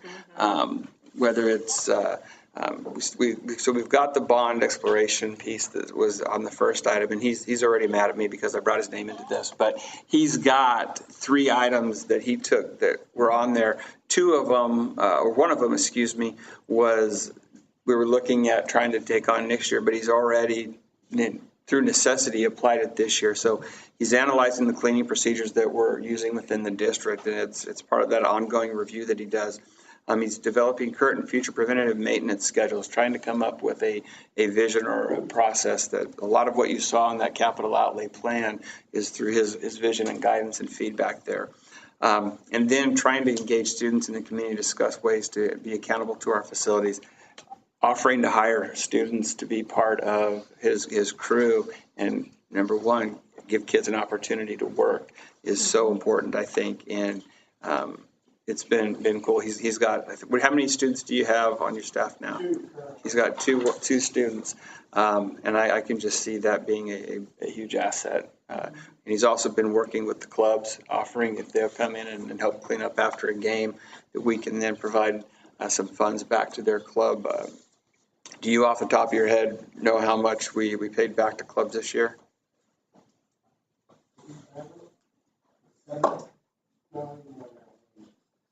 I had in my mind around 1,100 is what was in my head. So, but it was a cool opportunity. What's that? More than 5 and less than There you go. But he was trying to think of ways to help get our students in on that. I've already had interest What's that? from other clubs. I've already had some interest from other clubs. From other clubs. I think it's that grassroots type of thing. Once word gets out, You hear about it, yeah. They'll be a part of it. And I'll tell you that it's not necessarily tied to this, but it's you see it, the work that's the facelift, if you will, that the high school is seeing between the creative genius that came from Mike and Kelly and Brant. I think you're going to see a whole different pride culture when kids walk through the door next year, so next school year. So this is kind of, in terms of the strategic plan, this was kind of our thoughts and our updates. We just wanted to highlight those things that we feel like we're getting in place and operational, but also still recognize that if it's in white, then we need to prioritize. And there are some things that have that 23-24 school year date on them that are going to be part of our focus for the upcoming year. So. Not a problem. Visually see the progress here. Well, and the big thing is we wanted to make sure that that idea of this job isn't done. It's just we're going to continue to work on and then add to. So, all right, that's all I have. Awesome. All right, I move we enter into executive session to discuss, let's start with negotiations, with Mr. Dodge and Mr. Ohlert, to discuss negotiations pursuant to for the 23-24 school year, pursuant to the justification under coma for non-elected personnel. And the open meeting will resume at 15, okay? Is that enough? I think so. Why don't we say open meeting will resume at 10:05? Okay. Second. All those in favor, please say aye and raise your right hand. Aye. Motion carries 7-0.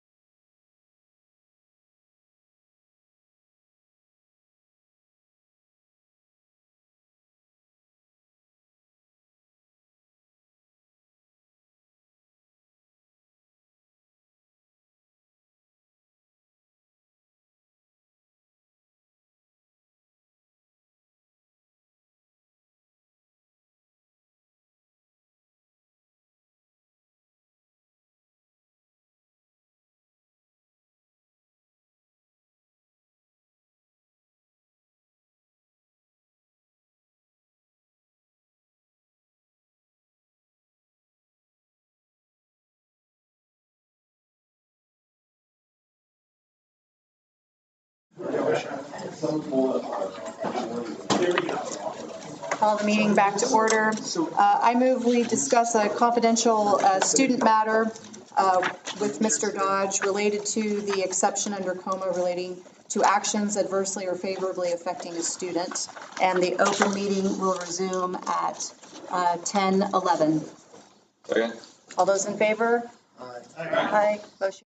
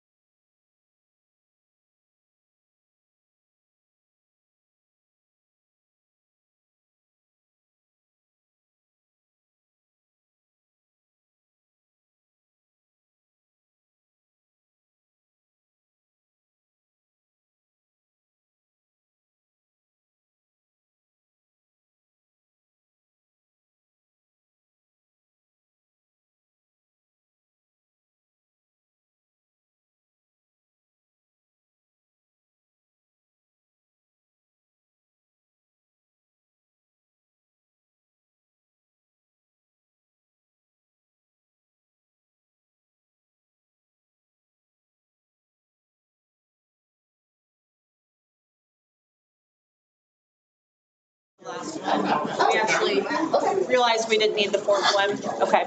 I move we enter into executive session with Mr. Dodge and Mr. Brittingham to discuss personnel, a position at the high school pursuant to the justification under coma for non-elected personnel, and the open meeting will resume at 10:16. Second. All those in favor? Aye. Aye. Motion carries 7-0.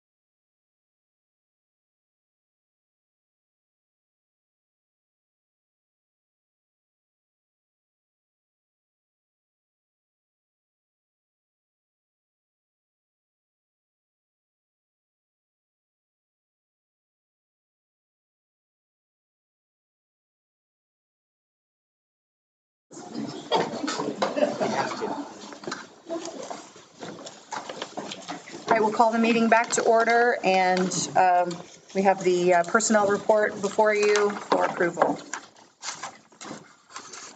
I move that we approve the personnel report as presented. Second. Chris moved, Phil seconded, as presented. All those in favor, please say aye and raise your right hand. Aye. Motion carries 7-0. Is there a motion for adjournment? So moved. Second. All right, Phil moved, Kelly seconded. All those in favor of adjourning, please say aye and raise your right hand. Aye. Meeting adjourned, 10:17. Thank you, everyone. Thank you. Thank you.